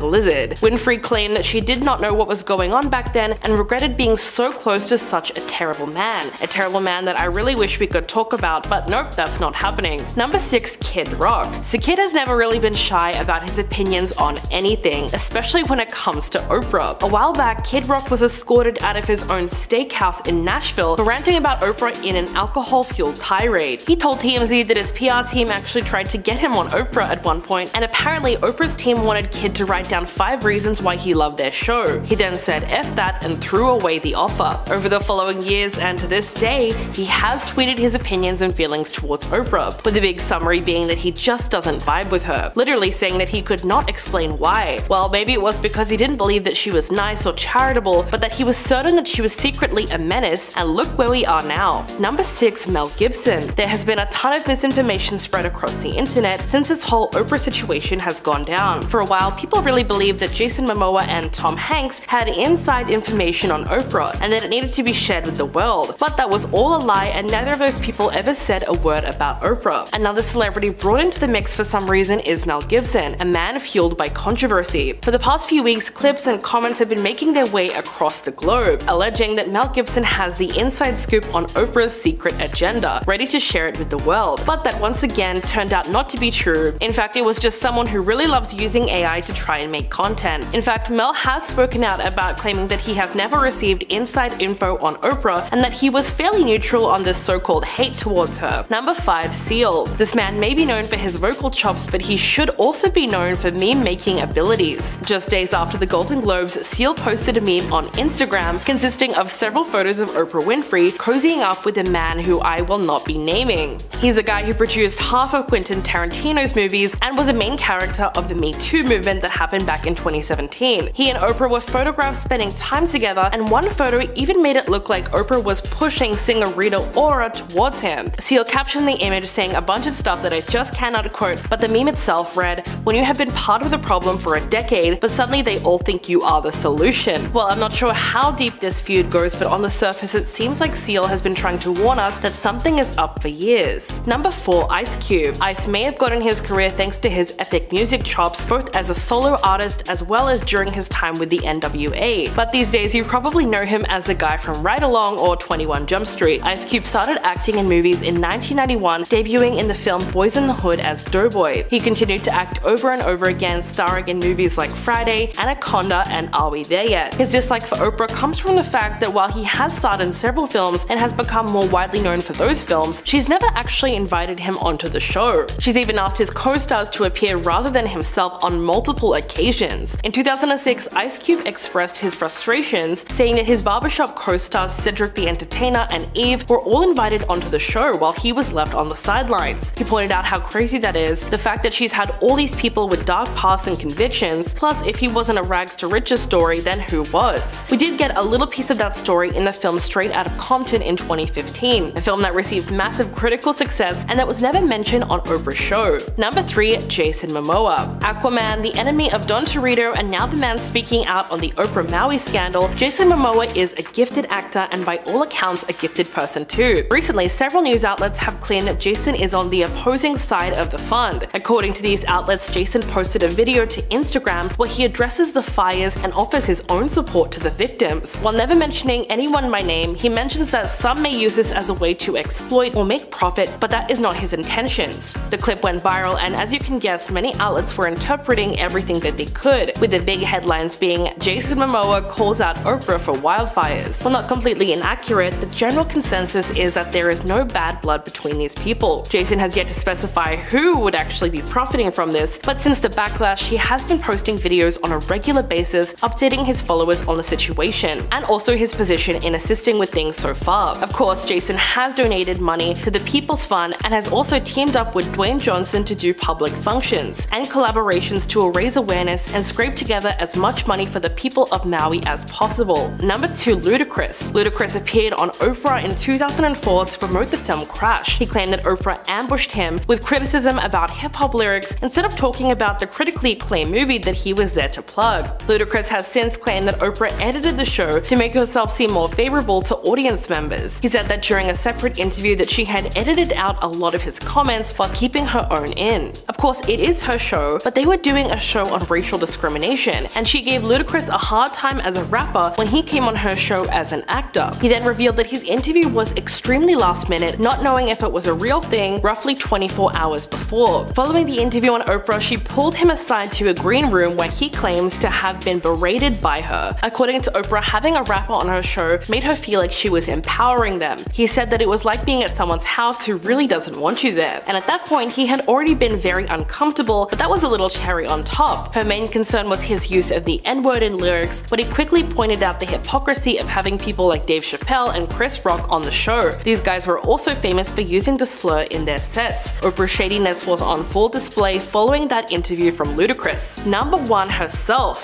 Oprah is taking the top spot on a list of people exposing Oprah, because yes, she has been doing it since day one. Her talk show is all about bringing the most vulnerable people onto her show to get views. She's brought in violence victims, health experts, fake psychologists, and convicted felons onto her program, all for the sake of profit. As the years went by, her style was adapted by more and more studios, creating shows like Dr. Phil and Dr. Oz, both equally as controversial. Not to mention a few years ago when she wrote a book detailing her early life and rise to the top, revealing some truly dark truths about her home life. She herself was considered to be a tyrant by her family, but it seems that whatever negative juju lived in that house, it really rubbed off on her. Number 3. Bad parenting. So before I get into the bad parenting aspect, I think it's worth mentioning that Will and Jada's kids once freaked out Sony executives to the point they emailed Will about the issues, and he just responded by saying everyone just disses his kids. However, Sony isn't the only ones to question Jada's and Will's parenting, as when Willow was pictured in bed with a 20-year-old man in 2014, it would spark a police investigation. Radar Online would then post an article where they would state the Los Angeles Department of Children and Family Services were looking into the snap of Willow, who was 13 at the time, that was posted online and then later deleted. Will and Jada were extremely extremely cooperative with officials, but they weren't so happy that their parenting skills were under scrutiny. Jada would then break her silence about the issues and would say that there was nothing wrong with the picture or the situation. Number 2, the affair. It seems like just after the whole world was done talking about Jada's affair with her son's friend August Alsina, it would be brought out again after new details were released to the public earlier this month. As after August watched Chris Rock's Netflix special, he told the Post he thought it was not only funny, but it was also truthful. And that was the best part for him. So when Rock finally went public about his thoughts about being slapped by Will Smith at the 2022 Oscars in his Netflix comedy special Selective Outrage, he would speculate that Smith only smacked him not over his joke about Jada's baldness, but because he was unleashing built up anger he had over his wife's affair. A source would then confirm that August was happy to see Chris Rock advocating the truth, as everyone has been against him since the whole affair was exposed. And considering Jada downplayed their relationship with her son's friend for 4 years, Will was led to believe that nothing was going on until she embarrassed him on the Red Table Talk, and since Hollywood has been wondering what kind of woman she exactly is, because she's not normal, that's for sure. And coming in number 1 today, we have Not in Demand. After a promising breakout performance as Maureen in the 1997 film Scream 2, Jada's career looked to be heading in the right direction, but then it was stalled in the following years to come after she gained a role in the film Woo. Variety described it as being an unfunny comedy that brought out the worst in just about everybody involved in the film. In years to come, Jada was only able to land supporting roles, but her record with critics has been spotty at best. Despite her best efforts, studios have not been keen on casting her as a leading lady, and the only successful role she's been able to gain a leading role is for her voice work as Gloria on the animated film franchise Madagascar. She even did a really bad job playing Fish Mooney in Fox's DC crime drama Gotham. Kris Jenner. Believe it or not, the Kardashian clan used to be super close to the Smith family, particularly because Kris's kids got along super well with Jada and Will's kids. In fact, Kendall and Jaden are still super close, but we never see the adults hanging out anymore. It's very likely that their friendship didn't survive the whole famous Khloe Kardashian, Tristan Thompson, Jordan Woods love triangle in 2019. After Jordan was exposed for making out with Khloe's ex Tristan, Jada decided to have Jordan on her talk show, Red Table Talk, to reveal her side of the story. The interview featured a ton of sympathy for Jordan as she said her piece about what went down. Jada and Will have known Jordan since she was born because her father worked on The Fresh Prince of Bel-Air. Apparently, after the allegations came to light, Jordan came to Jada asking for help. Quote, "I just wanted her to have a platform to tell her story. That's it. She's a young, beautiful woman inside and out, and me having been a young girl, we sometimes get into situations that we don't necessarily know how to handle." It's likely that all this sympathy towards Jordan led the Kardashian matriarch to cut ties with Jada, as they were never seen getting close after the incident. Promptly after the interview, the Jenners and the Kardashians all unfollowed Jada and Will on Instagram and vice versa. That being said, they still let their kids hang out, as Jaden was spotted at Kendall's infamous controversial 2020 birthday bash. Next up is Olivia Jade. While there's no overt animosity between Jada and Olivia Jade, there was definitely some very public discussion of having her on the Red Table Talk show. After the college admissions scandal that put Olivia Jade's mother, Lori Loughlin, in jail for attempting to cheat her daughter's way into college, Olivia Jade attempted to go onto Red Table Talk to set records straight. She went onto the talk show in 2020, and Jada's co-host, her own mother, was extremely public about her distaste for Olivia's appearance.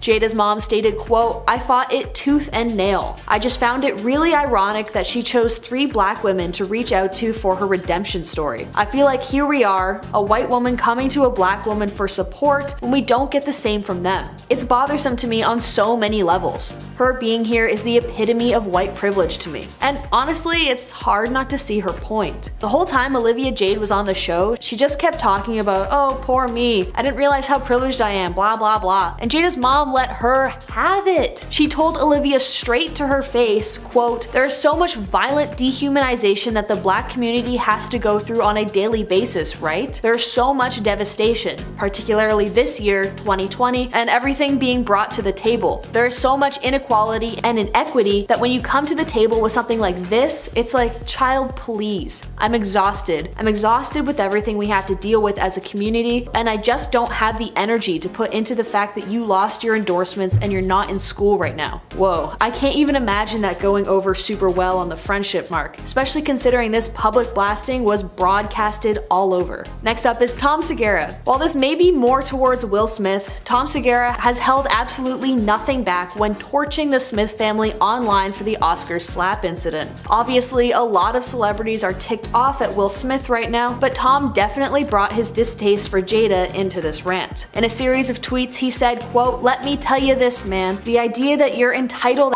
thinks because your feelings are hurt, you get to one of the all-time greats because you feel, and then the cowards, the spineless cowards that are in Hollywood and comedy. We have all the lists of the guys. It's insane. It's like a gross exaggeration. You see it all the time. I mean, you see entitlement everywhere, and that was on full display for the world to see. I have zero respect for that, and I feel like more people need to come out and say it. It's unacceptable." Damn. Tom, tell us how you really feel. That being said, it's unclear if the in question is Will or Jada. It could be either or both in this situation. Either way, I doubt Tom will be invited to any Smith family dinners in the near future. Next up is August Alsina. While I think maybe this one is a bit of a stretch because it's hard to hate someone who's actively keeping you relevant, I do think that August Alsina can't be happy with how his name has been dragged through the mud with this weird open marriage thing that he was involved with. He claimed to have dedicated years of his life to Jada after they had initially been introduced when Jaden brought him home as a friend. Although the two had their affair while Jada and Will were separated, it didn't stop the actor from writing an entire album called Entanglements about her. It has also just been announced that he's going to write a memoir about his time with Jada, which I am like 99% sure is to A, keep him relevant, and B, to drag Will and Jada's name through the ringer.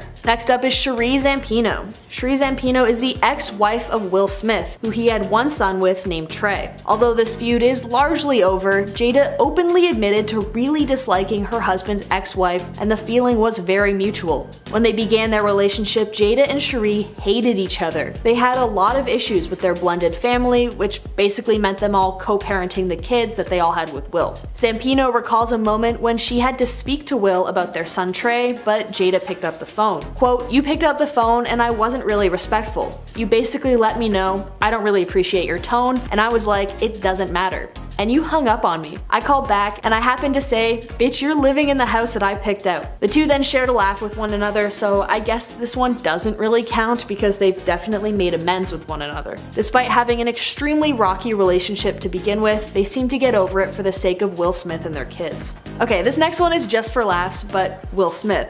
I mean, God, they must have had an extremely hard time within their marriage because Jada, for better or for worse, constantly lays it out on the table. She airs her dirty laundry with Will genuinely constantly, and a lot of fans think that the Men in Black actor is so stricken with Jada that he won't see just how inappropriate her behavior is. For example, always on her talk show, Jada insinuated that Will doesn't know how to please her in bed when she was discussing intimacy with Gwyneth Paltrow. Also openly admitted to cheating on Will, and she had an extremely intimate relationship with Tupac Shakur despite her claiming never to have dated him. I can't imagine all that going over super well, especially when we, as the ever watchful public, know all of these things. I think it would be a much easier pill to swallow if the entire internet weren't calling Will a but here we are. And now that the Oscars slap thing happened because Will was defending Jada's hair loss, it really does feel like a house that's so full of pretension and privilege that I think people have just kind of largely given up on the couple. Anyways, all, listen, I know it was so tough finding celebrities who openly hate Jada. Not that she's a particularly good person, but like, why even have the public beef? Number 10, affair with August. So by now, we all know Jada's affair with August as Lena, but it was a secret that she never wanted exposed, and something that she tried to deny up until the very last minute. This is how it all went down. While promoting his third album, August sat down with the Breakfast Club and claimed that the Smiths, whom he considers to be like his family, had an open marriage, and Will allegedly gave the singer permission to date Jada. Quote, "I actually sat down with Will and had a conversation. He gave me his blessing. He also admitted that they deeply love each other, but that he felt like not talking about their relationship was affecting him professionally and personally, because it was a secret that was weighing weighing him down. This was explosive when it first came out, and it's clear that Jada would have prevented this if she could. Almost immediately, her publicist came out with statements denying any romantic involvement, stating that the claims were absolutely not true. But it was already too late to backtrack, and the couple finally decided to air out their dirty laundry and went on the Red Table Talk about a week later. Number 9. Feud with Gabrielle Union. Unbeknownst to the world, Jada Pinkett Smith and Gabrielle Union were secretly not speaking to each other for almost 2 decades. The actresses, who both gained prominence in the late 90s, had a long-standing tension between them that led to a 17-year-long feud. Although neither of them can pinpoint the exact moment that caused the rift, both admit to feeling awkward around each other during this period. The two finally put an end to the silence in an episode of the Red Table Talk, where they both talked about how they've grown in terms of female relationships. Jada said, quote, "She and I did not talk for 17 years, and we could not remember why. There was just a tension between us every time we would see each other." She went on to say that there was some moment where they had left a bad taste in each other's mouths. Years later, when they finally got on the phone to figure out what exactly went wrong, they couldn't figure it out. Jada went on to suggest that it was probably just the two of them being young divas, but even they don't really know for sure. Number 4. Sylvester Stallone. Richard Gere is one of those actors that doesn't really act. Sometimes people just get hired for films because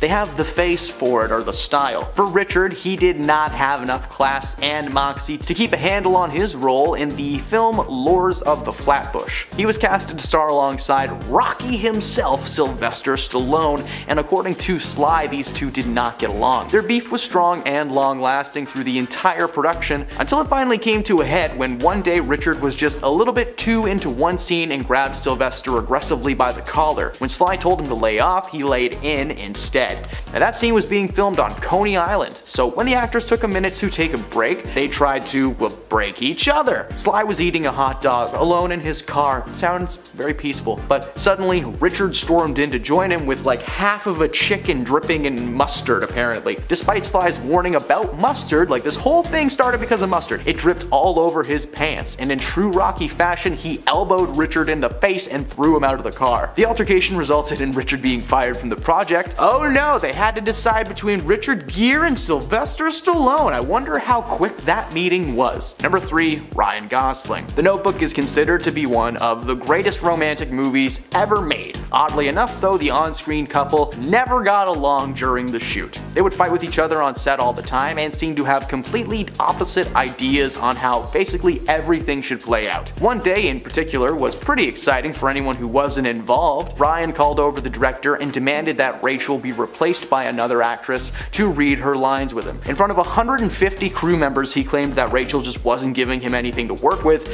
and they would just constantly yell at each other between takes. Eventually, Ryan asked the director privately if it might be possible to restart the project with a new leading lady, and needless to say, he was laughed out of the room. As time went on, they finished the project, and the two actually dated for almost 2 years. The Notebook is now a classic, and Ryan Gosling is just Ken. Number 2. America Ferrera. In the early 2000s, Lindsay Lohan faced a ton of public scandals, but one that's not talked about often enough actually took place behind the scenes of a little show called Ugly Betty. Lohan was a guest star on the show in the 3rd season, playing Kimmy Keegan. Now, Kimmy was supposed to stick around for 6 total episodes, but that number was actually shrunken down to 4. The reason being was that her co-star and the lead of the show, America Ferrera, did not get along with Lindsay Lohan. According to America and several of the Ugly Betty crew, Lindsay would show up with an entourage of people, usually under the influence of herbs and spices, and the production crew had to repaint her dressing room when she left because it was just so bad in there. One crew member alleged that she would cut images of her own face out of magazines and tabloid articles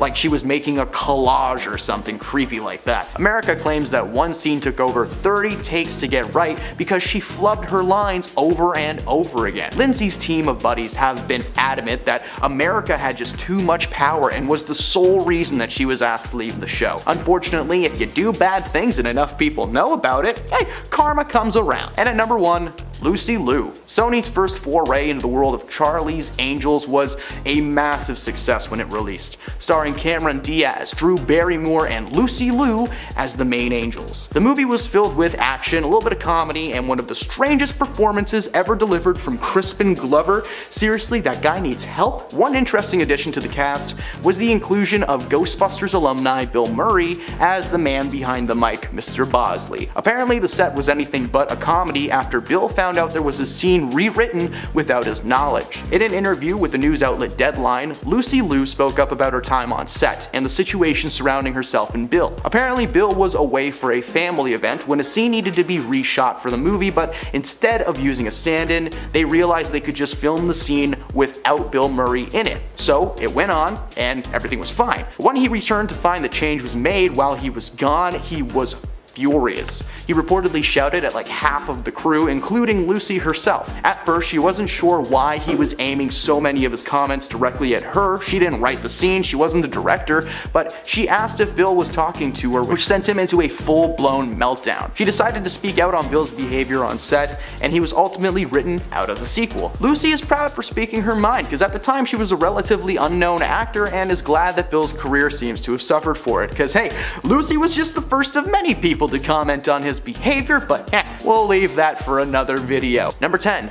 Bill Murray. Sony's first venture into the world of Charlie's Angels was a massive success, starring Cameron Diaz, Drew Barrymore, and Lucy Liu as the titular angels. The movie was filled with action, a bit of comedy, and one of the strangest performances ever delivered by Crispin Glover. Seriously, that guy needs some help. One interesting addition to the cast was the inclusion of Ghostbusters alumni Bill Murray as the man behind the mic in charge of the angels, Bosley. Apparently the set was anything but a comedy after Bill found out that a scene was rewritten without his knowledge. In an interview with the news outlet Deadline, Lucy Liu spoke up about her time on set and the situation surrounding Bill Murray's outburst. Apparently Bill was away for a family event when a scene needed to be reshot for the movie, but instead of using a stand-in, it was decided that the scene could be filmed without Murray's character even being involved, so the scene went on without him. When he returned to find that the change was made while he was gone, he was furious. He reportedly shouted at half of the crew, including Lucy herself. At first she wasn't sure why he was aiming his comments at her. She's not the one who wrote the scene, she wasn't the director or anything. So she asked if Bill was talking to her, which sent him into a full-on meltdown. She decided to speak out on Bill's behavior on set, and Bill was ultimately written out of the sequel. Lucy is proud for speaking her mind despite being a relatively unknown actor at the time, and has always been glad that Bill's career seems to have suffered for it, because Lucy was just the first of many celebrities to comment on his behavior, but we'll save that for another time. Number 9.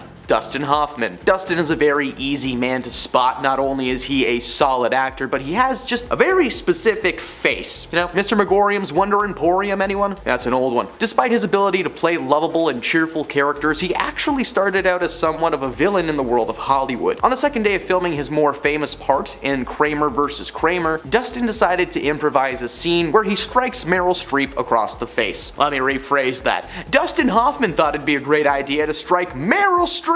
Mamma mia, that's not okay. Get it? She was in Mamma Mia. I'm so good at this. Not only was Meryl shocked by the move, but she recalled that Dustin was also trying to use a tactic on her called emotional recall, and was literally taunting her about her recently deceased partner John Cazale and his illness. Yay!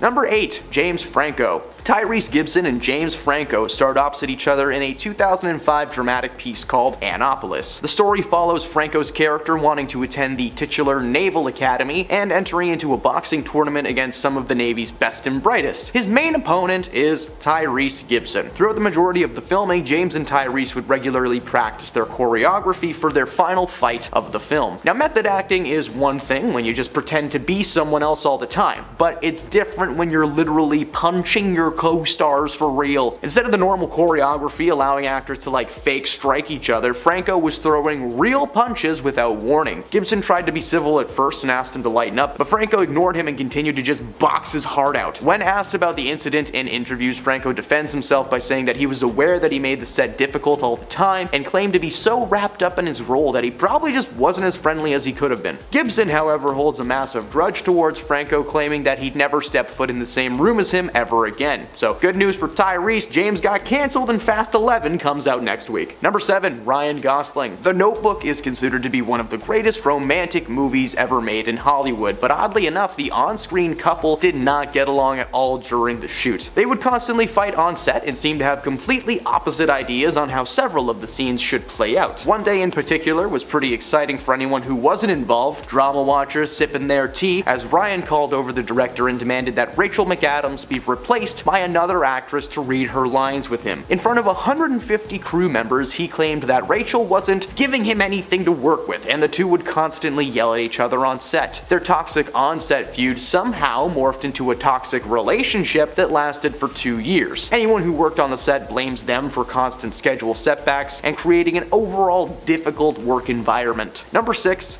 Tom Hardy. Mad Max Fury Road is a forgotten gem in cinema history. It featured little to no CGI, despite having some insane visuals, and it also featured some pretty stellar performances from its cast, including Nicholas Hoult, Charlize Theron, and Tom Hardy. But Charlize and Tom played the main characters Furiosa and Max, and while their on-screen characters end up working together in the end, on set, pretty different vibe. Tom had a bad habit of showing up late all the time. Meanwhile, Charlize was a brand new mother who would be there on time every single day while her kids were forced to be taken care of by someone else. In a book about Mad Max Fury Road, the wild and true story of the creation of the film, the writer Kyle Buchanan shared an instance on set between Charlize and Tom. Everybody was there at 8 a.m. ready to shoot except for Tom Hardy. But to make a point, Charlize took her place and stayed there till Tom showed up 3 hours later. She didn't move a muscle, and according to the crew, she was beyond furious. When Tom finally showed up, she asked him how he could be so disrespectful and said that they should fine the CNX Tuesday $100,000 for every minute that he held her up, and the crew. She didn't say CNX Tuesday, but the word she did say set Tom off. He rushed up to her and pulled out the whole "what did you say to me" thing. Yeah, big tough guy, huh? You can't hear so good. Overall, Charlize felt very uncomfortable with Tom and had to have an assistant follow her around on set as a buffer between the two. When the shoot wrapped, the tension was gone and things seemed to have gotten better, but the difficult shoot combined with the stress is probably why there was never a Mad Max 2, which really hurts. Seriously, if you made it and you're watching this, make another one. Number 5, Vin Diesel. Dwayne Johnson and Vin Diesel first met on the set of the 5th Fast and Furious movie, Fast 5. They're really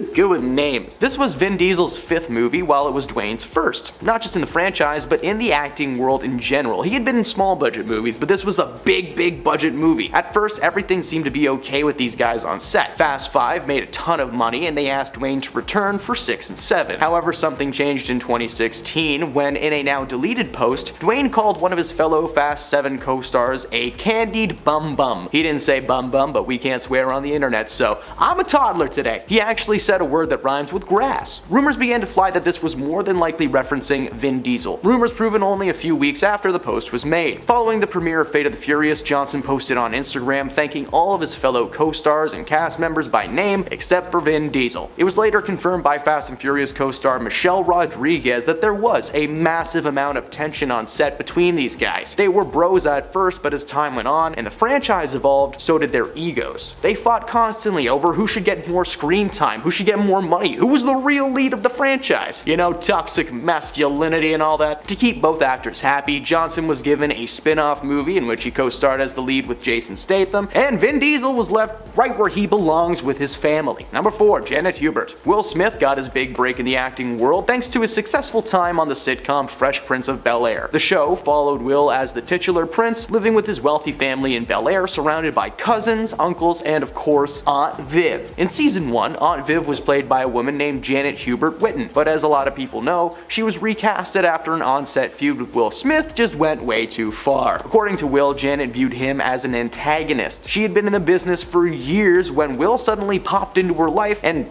took lead of a show. She held a tinge of jealousy towards Will as he just walked into town, got the gig, and that's it, you know? Well, hey Janet, I'm sorry, but that's what happens when you're good at your job. She was trying to convince the producers of his show to give her character more screen time and allow her to breathe on camera, but they said no, because it's not the Aunt Viv show, okay? She fought back hard, but it was ultimately decided that she would be asked to sit out of the rest of the series and was replaced by Daphne Maxwell Reid, who is the real Aunt Viv, okay? We all know and love her. Number 3, Elizabeth Alyssa Milano. So, let's talk about the show Charmed for a second. This was a solid series that was on air for almost 10 years. The series followed three sisters that discover they're descendants of a line of good female witches and they're destined to fight against the forces of evil. Yeah, it was a very fun show. However, just because you play sisters on set doesn't mean that you're going to be close in real life. Rose McGowan and Alyssa Milano had a very public altercation that resulted in a little incident on set being shared with the world. Rose claimed that Alyssa threw a fit in front of the crew, yelling about not being paid enough to do the stuff that she was doing, only she didn't say stuff. She called Alyssa's behavior appalling and claimed that she cried every time the show got renewed for another season because it just meant more time on a toxic set. Alyssa never shared her own comments on the situation, confirming what she was being accused of. Number 2, Richard Gere. Richard Gere is one of those actors that doesn't really act. Sometimes people just get hired for films because they have the face for it and the style. For Richard Gere, he did not have enough class and moxie to keep a handle on his role in the film Lords of the Flatbush. He was cast to star alongside Rocky himself, Sylvester Stallone, and according to Sly, these two did not get along. Their beef was strong and long-lasting throughout production, until it finally came to a head when one day Richard was just a little bit too into one scene and grabbed Sylvester aggressively by the collar. When Sly told him to lay off, he laid in instead. The scene was being filmed on Coney Island, and when the actors took a minute to take a break, they tried to break each other. Sly was eating a hot dog alone in his car. Sounds pretty peaceful, right? But suddenly Richard stormed in to join him with half of a chicken dripping in mustard. Despite Sly's warnings about the mustard, it dripped all over his pants. And in true Rocky fashion, he elbowed Richard in the face and threw him out of his car. The altercation resulted in Richard being fired from the project. Oh no, we have to decide between Richard Gere and Sylvester Stallone. I wonder how quick that decision was. Number 1,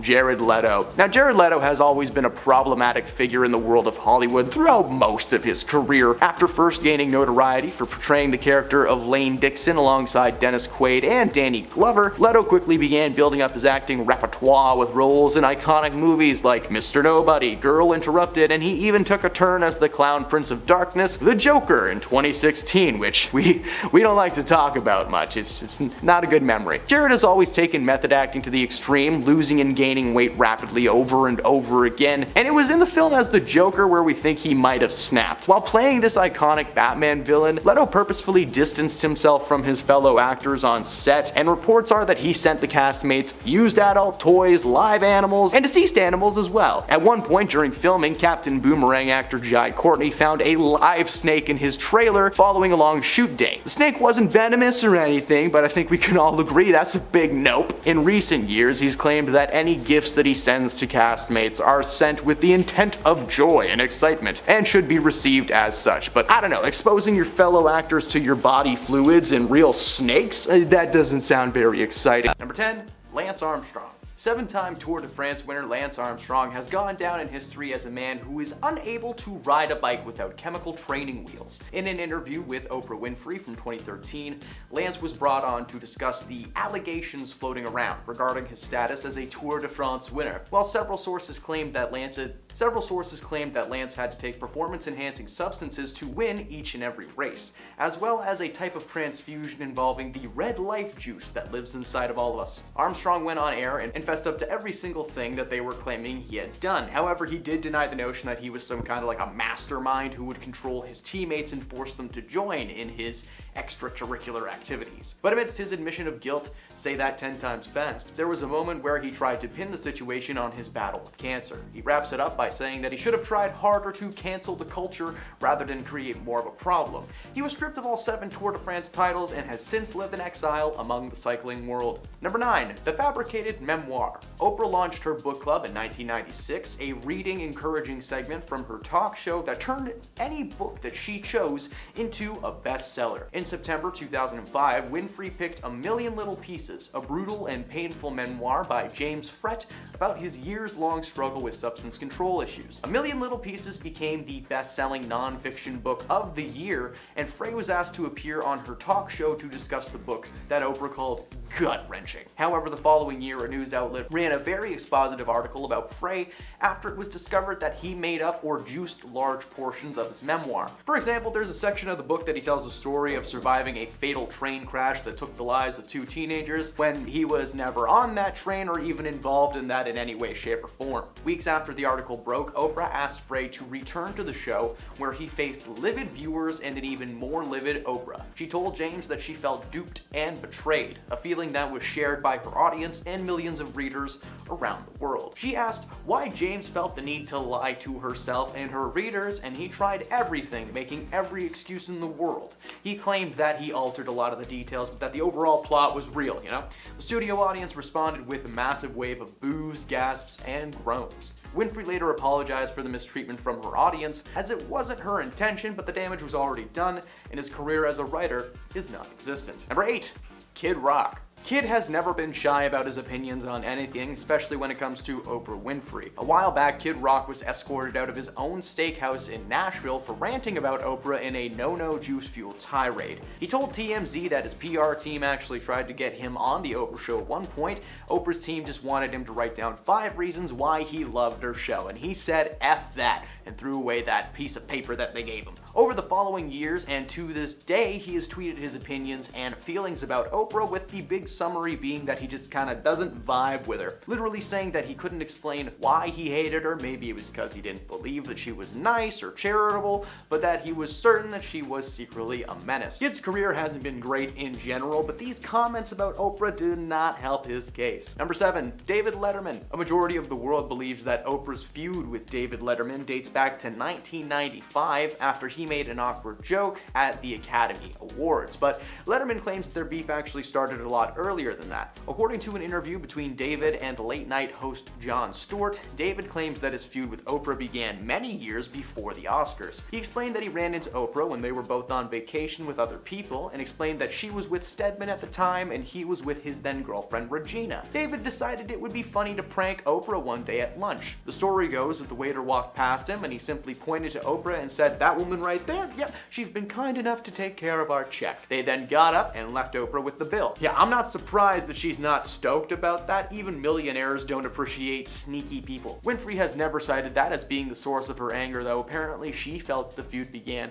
when she was a guest on his talk show in 1986. David continued to make rude jokes at her expense and made her feel extremely uncomfortable. She didn't speak to him for 16 years after that. Now, David is a strange man, especially when it comes to female guests, so it's no surprise that she was uncomfortable the entire time. Number 6. Whoopi Goldberg. In author Kitty Kelly's unauthorized Oprah biography, Kelly claims that Whoopi Goldberg became a persona non grata, or an unwelcome person, to Oprah Winfrey after she was nominated for an Oscar for her role in The Color Purple. The book noted that following the honor, the comedian never appeared on Oprah's show again and was noticeably shunned from her 2006 Legends Ball. It wasn't until Oprah invited the entire cast of The Color Purple onto the show that their feud was addressed. Turns out that Oprah had actually ran into Whoopi at Tyler Perry's party sometime after 2006, and Goldberg confronted Oprah, leading to a hilariously adorable moment between them. She asked Oprah why she was mad at her, to which Oprah replied, "Why am I mad at you? I thought you were mad at me." What? They mutually agreed that they really should have just picked up the phone and figured things out like adults. Number 5. Seal. This man may be known for his vocal chops, but he really should be known for his meme-making abilities. Just days after the Golden Globes, Seal posted a meme on Instagram consisting of several photos of Oprah Winfrey cozying up with a man whose name I can't say on the internet because he's heinous. So he's the guy who produced half of Quentin Tarantino's movies. He was the main cause of the Me Too movement, and we're gonna call him Jabba the Hutt for this list. Oprah and Jabba were photographed spending time together, and one photo even made it look like Oprah was pushing singer Rita Ora towards Mr. Hutt. Seal captioned the image by saying a bunch of stuff that I'm not allowed to quote because the gosh darn internet. The meme itself read, "When you have been part of the problem for a decade, but suddenly they all think you are the solution." I'm not sure how deep this feud goes, but on the surface it seems that Seal has been trying to warn us about some things for years. Number 4. Ice Cube. Ice may have gotten his career thanks to his epic music chops, but both as a solo artist as well as his time with the NWA, but these days you probably know him as the guy from Ride Along or 21 Jump Street. Ice Cube started acting in movies in 1991, debuting in the film Boys in the Hood as Doughboy. He continued to act over and over again, starring in movies like Friday, Anaconda, and my favorite, Are we there yet? His dislike for Oprah comes from the fact that while he has starred in several films and has become more widely known for that, she never invited him onto the show. She's even asked his co-stars to appear more often than himself on multiple occasions.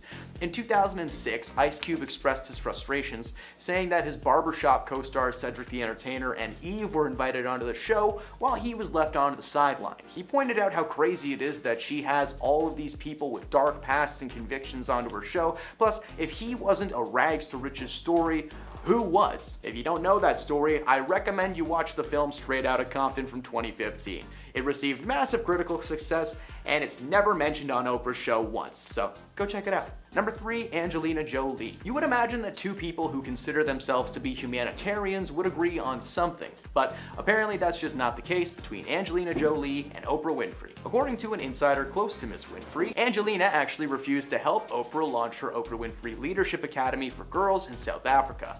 According to the source, Oprah reached out seeking celebrity sponsorship and public backing for her project, but when she reached out to Angelina, she was met with a swift no. Oprah assumed that Angelina, of all people, would jump at the chance to represent such an incredible cause, especially considering how much Angelina apparently just loved Africa. But the no was a devastation, and she would never ask for Angie's help again. Many believe the hate towards Oprah stems from her decision to publicly side with Jennifer Aniston after Angelina had split from Brad Pitt. To be fair to Oprah, that split came literally weeks before the whole Brangelina thing became public, so Number 2, Ludacris. Ludacris appeared on Oprah in 2004 to promote the film Crash. He claimed that Oprah ambushed him with criticism about hip-hop lyrics instead of talking about the critically acclaimed movie that he was there to plug. Luda has since claimed that Oprah edited the show to make herself seem more favorable to her audience. He said that during a separate interview, she edited out a lot of his comments while keeping her own in. Of course, it's her show, but they were doing a show on racial discrimination, and she gave Luda a hard time as a rapper when he came onto the show as an actor. Luda revealed that his interview was extremely last minute, not knowing if it was a real thing until roughly 24 hours before. Following the interview on Oprah, she pulled Luda aside to a green room where he claims to have been berated by the talk show host. According to Oprah, having a rapper on her show just made her feel like she was empowering them. He said it was like being at someone's house who just didn't want you to be there.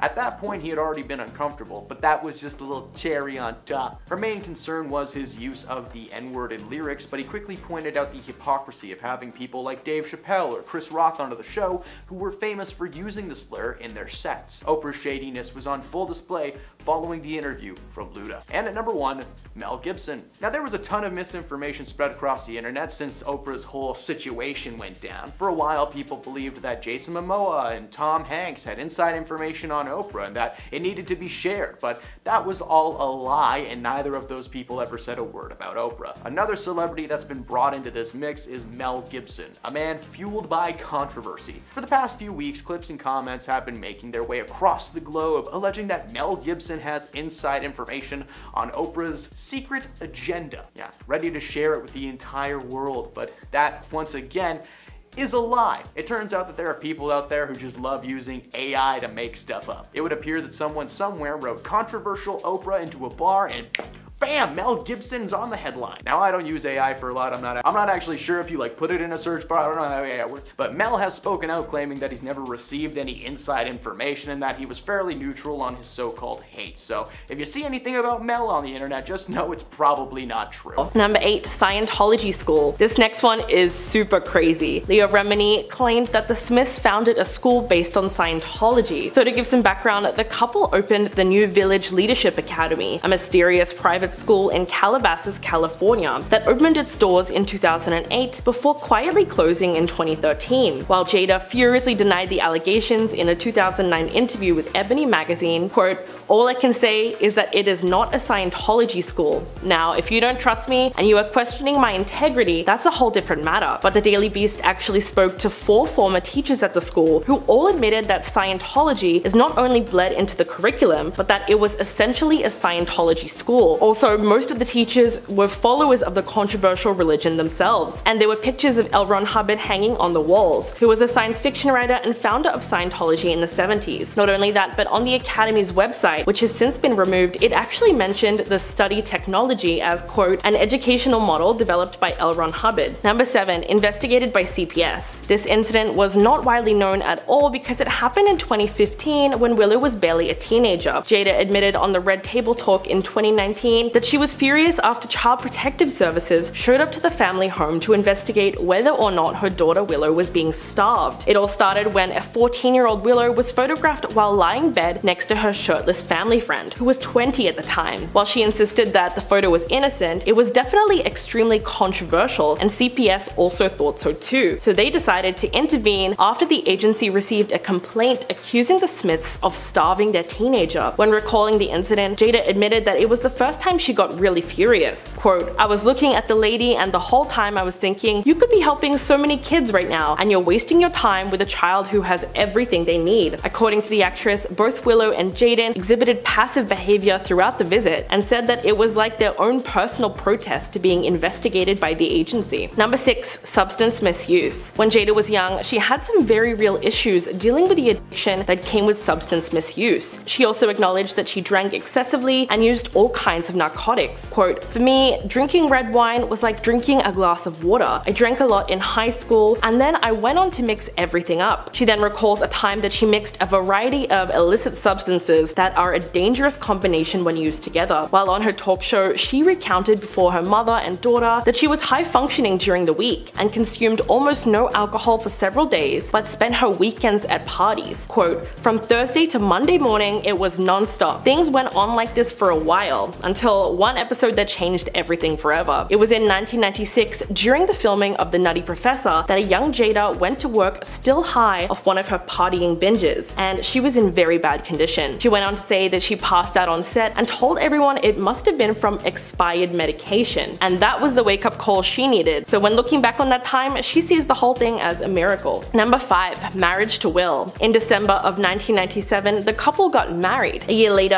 Jaden, their first child, was born. In 2000, they became the parents of a girl they named Willow. Although her marriage had already surpassed 2 decades, which is a really long time when you look at other Hollywood couples, there were many secrets about their real feelings towards each other that were kept hidden from the public eye. Jada eventually confessed that at first she did not want to marry Will. She was 3 months pregnant at the time and felt that she was pressured to say I do. Quote, I was so angry because they forced me to get married. So angry that I walked all the damn aisle to the altar crying. So on their wedding day, Jada got cold feet and actually didn't want to go through with it. There was also a time when their marriage hit rock bottom, and it happened when Will realized that his wife had cried for 45 days straight over their troubled marriage. Quote, she would wake up and start crying. She did it for 45 consecutive days. I know this because I wrote it down in a diary. He also said that it was a time he felt worst in their marriage. This was very difficult for the actor because he had been trying to paint the picture of a perfect family, but it was only putting stress on the couple. Number 4. Leah Remini's accusations. In her memoir, Troublemaker, Leah recalls a time that she and her husband, Angelo, spent time at Tom Cruise's Beverly Hills mansion when he invited a group of well-known Scientologists and other celebrities, including the Smiths. This is where the story gets a little crazy. He announced to all the guests that he wanted to play hide and seek. Leah somehow got out of it and claimed that her stilettos were too high to run. While it sounds a little weird, in her book, Leah called the Smiths as more famous friends of the church, and even told the Daily Beast in 2017, quote,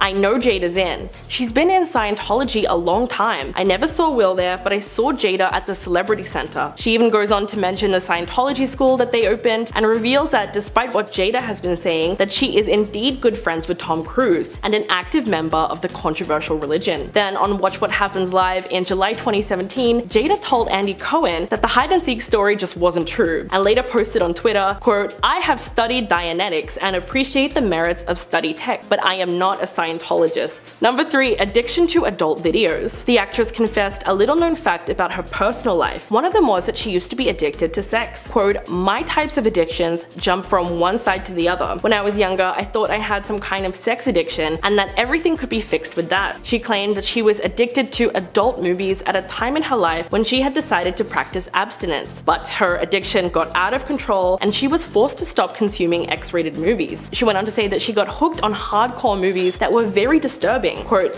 "It's the behavior that's attached to it, because if you want to have a lot of sex, that's great, but why are you having all that sex? That's what you've got to look at." Jada also shared that once she took it too far when it came to pleasuring herself, and she admitted that while she was taking a break from men, she became way too addicted to doing it herself. And at her lowest, she was doing it 5 times a day, before she suddenly decided one day that it was enough because it had taken control of her life. Number 2. Issues with Chris Rock. Viewers of this year's Oscars were left completely in shock when Will infamously walked up on stage and slapped comedian Chris Rock across the face for making jokes about Jada. But what most people don't know is that the beef between the Smiths and Rock actually goes back several years, so the tension has always been there. Chris once took aim at Jada while he was hosting the 2016 Oscars, because the couple had very publicly decided to boycott the event. At the time, their protest was due to the fact that no actors of color were nominated for the 2nd year in a row. Chris said, quote, "Jada boycotting the Oscars is like me boycotting Rihanna's panties. I wasn't invited." He actually said this during his opening monologue, and it really seemed to sting the actress. The comedian also took a dig at Will at the very same time. He spoke about the actor's performance in the movie Concussion, saying that it's not fair that Will was this good and didn't get nominated, then added it's also not fair that Will was paid $20 million for Wild Wild West.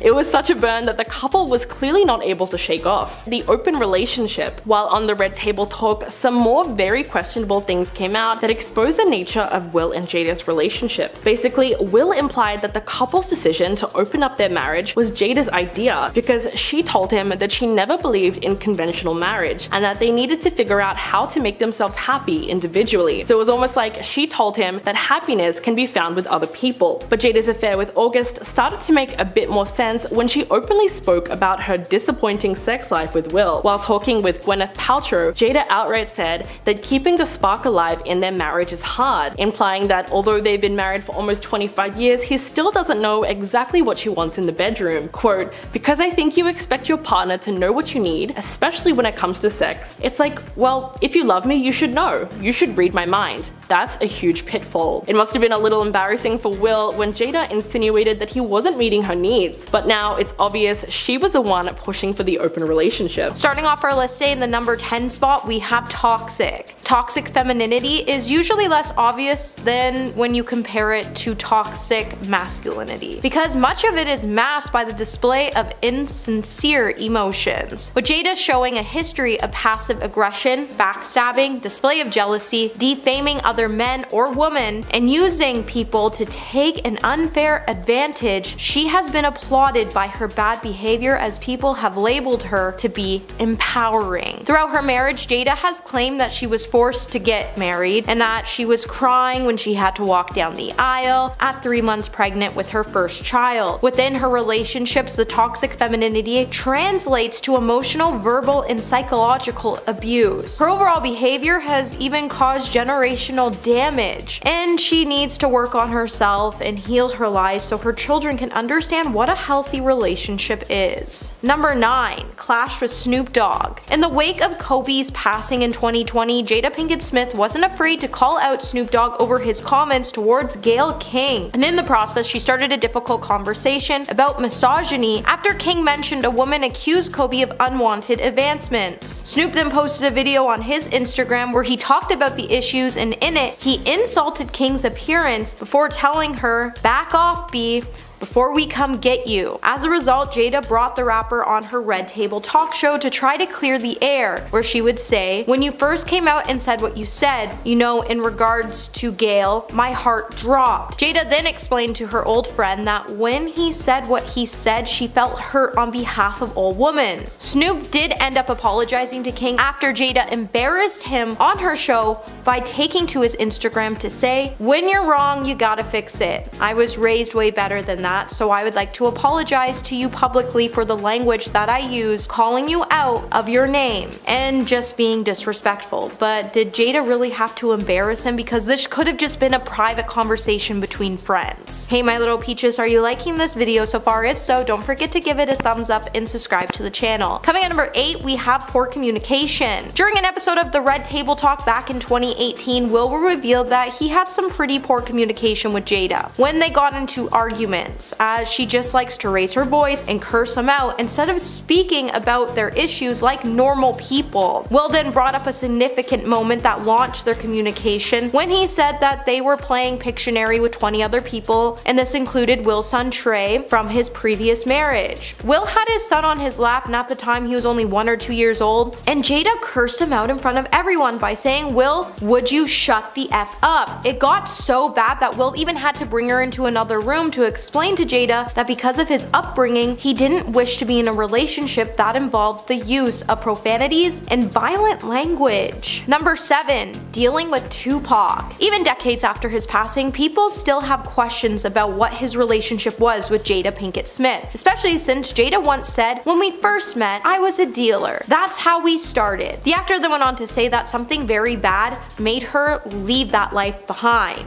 But while she was getting out, she was getting further involved with Tupac, and her relationship turned into a survival moment, as she even once had to bail out the rapper for $100,000. Their friendship still raises eyebrows today, especially since Will Smith admitted to being jealous of the late rapper, as in his mind he was tortured by their connection because Jada loved Pac, and this rendered him to the point he couldn't even be friends with Pac when he was still alive. At number 10, James Franco. It's no longer a surprise to anyone that James is a bad dude, but his misdeeds date back to 2005. James and Tyrese Gibson starred opposite each other in a 2005 dramatic piece called Annapolis. The story follows Franco's character wanting to attend the titular Naval Academy and entering into a boxing tournament against some of the Navy's best and brightest. His main opponent is Tyrese Gibson. Throughout the majority of filming, James and Tyrese would regularly practice the choreography for the final fight of the film. Now, method acting is one thing when you just pretend to be someone else all the time, but it's different when you're literally punching your co-star for real. Instead of the normal film choreography allowing actors to fake hit each other, Franco was throwing real punches without warning. Gibson tried to be civil at first and asked him to lighten up, but Franco ignored him and continued to box his heart out. When asked about the incident in interviews, Franco defended himself by saying he was aware he made the set difficult at times and claimed to be so wrapped up in his role that he probably wasn't as friendly as he could be. Gibson, however, holds a massive grudge towards Franco, claiming he'd never step foot in the same room as him ever again. Good news for Tyrese, James got cancelled and Fast 11 comes out soon. At number 9, Bill Murray. Sony's first foray into the world of Charlie's Angels was a massive success when it was released, starring Cameron Diaz, Drew Barrymore, and Lucy Liu as the Angels. The movie was filled with action, a bit of comedy, and one of the strangest performances ever delivered by Crispin Glover. Oh my god, that guy needs help. One interesting addition to the cast was the inclusion of Ghostbusters alumni Bill Murray as the man behind the mic Bosley. Apparently, the set was anything but a comedy after Bill found out a scene was rewritten without his knowledge. In an interview with the news outlet Deadline, Lucy Liu spoke about her time on set and the situation surrounding Bill's outburst. Apparently, he was away for a family event when a scene needed to be reshot for the film. Instead of using a stand-in, it was decided that the scene could be filmed without Murray's character being involved, so the scene went on without him. When he returned to find the change was made while he was gone, he was furious. He reportedly shouted at half the crew, including Lucy herself. At first, she wasn't sure why he was aiming his comments at her. She didn't write the scene, she wasn't the director. She asked if Bill was talking to her, which sent him into a full-blown meltdown. She decided to speak out on Bill's behavior on set, and he was ultimately written out of the sequel. Lucy is proud for speaking her mind despite being a relatively unknown actress at the time, and is glad that Bill's career seems to have suffered for it, because Lucy was just the first of many celebs to comment on his behavior, but let's save that for another time. At number 8, Jennifer Aniston. In 2010, Elle asked actor Jay Moore to describe his most awkward interaction with a female celebrity. Moore responded with a blind item that involved a certain leading lady who was upset to learn that he would be playing her love interest. This mystery diva reportedly yelled, "You've got to be kidding me," right to his face. He then revealed that the behavior that followed led to Moore regularly, quote, "go to my mom's house and cry." Asked if the actress happened to be Aniston, who played his love interest in the 1997 film Picture Perfect, Moore said he will never ever answer that. Well, on his More Stories podcast, he did answer that. Moore claimed Aniston pointed right at him on the first day of rehearsal and screamed, "6 guys they screen test. 6. The one effing guy I hate, that's the guy they hire." This apparently went on the entire day as Aniston kept bad-mouthing him to their co-star. Regardless of what really happened on that Picture Perfect perfect soundstage, Moore has apparently never forgiven Aniston. In 2016, Sports Illustrated asked what was more satisfying, kissing Jen Aniston or firing Tom Cruise's character in Jerry Maguire. Moore answered, without question, firing Tom Cruise. Tom Cruise is hotter. At number 7, Jennifer Lopez. The 2020 Super Bowl saw two pop icons taking the stage and making the night about them and not football. Shakira and Jennifer Lopez appeared together. They absolutely slayed, and their performance has gone down in history as the most memorable and shimmy-filled night in the NFL. Unfortunately, Jennifer did not want to share the stage. Following the show, as a part of her Netflix documentary Halftime, it was revealed that she was extremely annoyed at the NFL for forcing her to share the stage when she felt strong enough on her own, literally calling it the worst idea in the world. Her main concern was the fact that herself and Shakira were meant to occupy and share the same amount of stage time as a normal solo act rather than doubling it like she assumed would happen. Solo artists are normally given between 12 and 16 minutes of stage time, with most artists using that time to do a mashup of their most popular songs. In the documentary, a clip revealed that Jennifer yelled at her music director, complaining that she had 6 effing minutes, 30 seconds per song. Not enough. The worst idea is putting multiple people on the stage. To prove her wrong, one of the most recent performances on the Super Bowl stage saw 6 major artists share the 12-minute spot. Dr. Dre, Eminem, Snoop Dogg, 50 Cent, Mary J. Blige, and Kendrick Lamar were all able to make it work and work well, but Jen couldn't even fathom the 6 minutes she had to perform. At number 6, Jared Leto. Jared Leto has been a problematic figure in the world of Hollywood throughout a majority of his career. After first gaining notoriety for portraying the character of Lane Dixon alongside Dennis Quaid and Danny Glover, Leto quickly began building up his acting repertoire with roles in iconic films like Mr. Nobody, Girl Interrupted, and even taking a turn as the Clown Prince of Darkness, the Joker, in the 2016 film The Suicide Squad, which landed him a spot on this list. Jared has always taken method acting to the extreme, losing and gaining weight rapidly over and over again. It was this film in which he may have snapped. While playing the iconic Batman villain, Leto purposefully distanced himself from his fellow actors on set, and reports are that he sent his castmates used adult toys. At one point during filming Captain Boomerang, actor Jay Courtney found a live snake in his trailer following a long shooting day. The snake wasn't venomous, but I think we can all agree that's a big ol' nope. In recent years, he's claimed that any gifts sent to his castmates were sent with the intent of joy and excitement and were received as such. I don't know, exposing your fellow actors to your bodily fluids and actual snakes doesn't sound very exciting to me. At number 5, Wesley Snipes. Ryan Reynolds is known for many things. He's got his toes dipped into the world of adult beverages, wireless cell phone coverage, and he's even a soccer coach. One of his most iconic roles as an actor is of course Mr. Deadpool himself. However, in 2008, Ryan was a part of a different Marvel movie. As some may know, the original Marvel movie that started this whole live-action comics trend was the Blade trilogy, starring Wesley Snipes as the titular vampire hunter. By the time of the 3rd film of the franchise rolled around, Wesley Snipes was just done with working on set. He hated the way the franchise was turning out, and all of his creative suggestions were quickly shut down. His main problem, though, was the fact that Blade Trinity was written as a straight-up comedy movie. The previous entries were dark action movies filled with gore and some pretty stellar fight sequences, so when Van Wilder was cast to be his co-star, he gave up. He famously refused to film several scenes unless he was allowed to keep his shades on, and apparently he was micro-napping during scenes because he just didn't care anymore. Ryan played a big part in his difficulty enjoying the shoot, making it his mission to make Wesley snap. He would constantly do bits, push things too far, just the general Ryan Reynolds chaos that we're used to at this point. At the end of the day, Blade Trinity ended up burying the franchise and was one of the most chaotic and toxic film sets of 2004. At number 4, Kiefer Sutherland. The man known for his roles in movies like Lost Boys and Stand By Me has built a nice little place for himself in Hollywood. For a long time, he was starring in the crime drama 24. Many celebrities have made small cameos and recurring roles on the show, but in 2010, Scooby-Doo actor Freddie Prinze Jr. was cast as Agent Cole Ortiz. Despite the massive success of the show, the job left him scarred, admitting that he hated every moment of it. According to Freddie, Kiefer is the most unprofessional dude in the world. Continuing to say that he wasn't talking trash, this was something he would happily say to Kiefer's face, and apparently a ton of his co-stars agree that he makes filming a living nightmare. Following the end of his character's time on the show, he did slow down in the acting world, now limiting himself to voiceover and cameo roles. The odd thing was that while there were some backing up Freddie's story, there were a higher number of defenders for Sutherland, claiming the exact opposite experience. Some say he's the most professional man in the world, so if anyone watching this knows Kiefer, weigh in. Are you Team Kiefer good or Kiefer bad? At number 3, Alyssa Milano.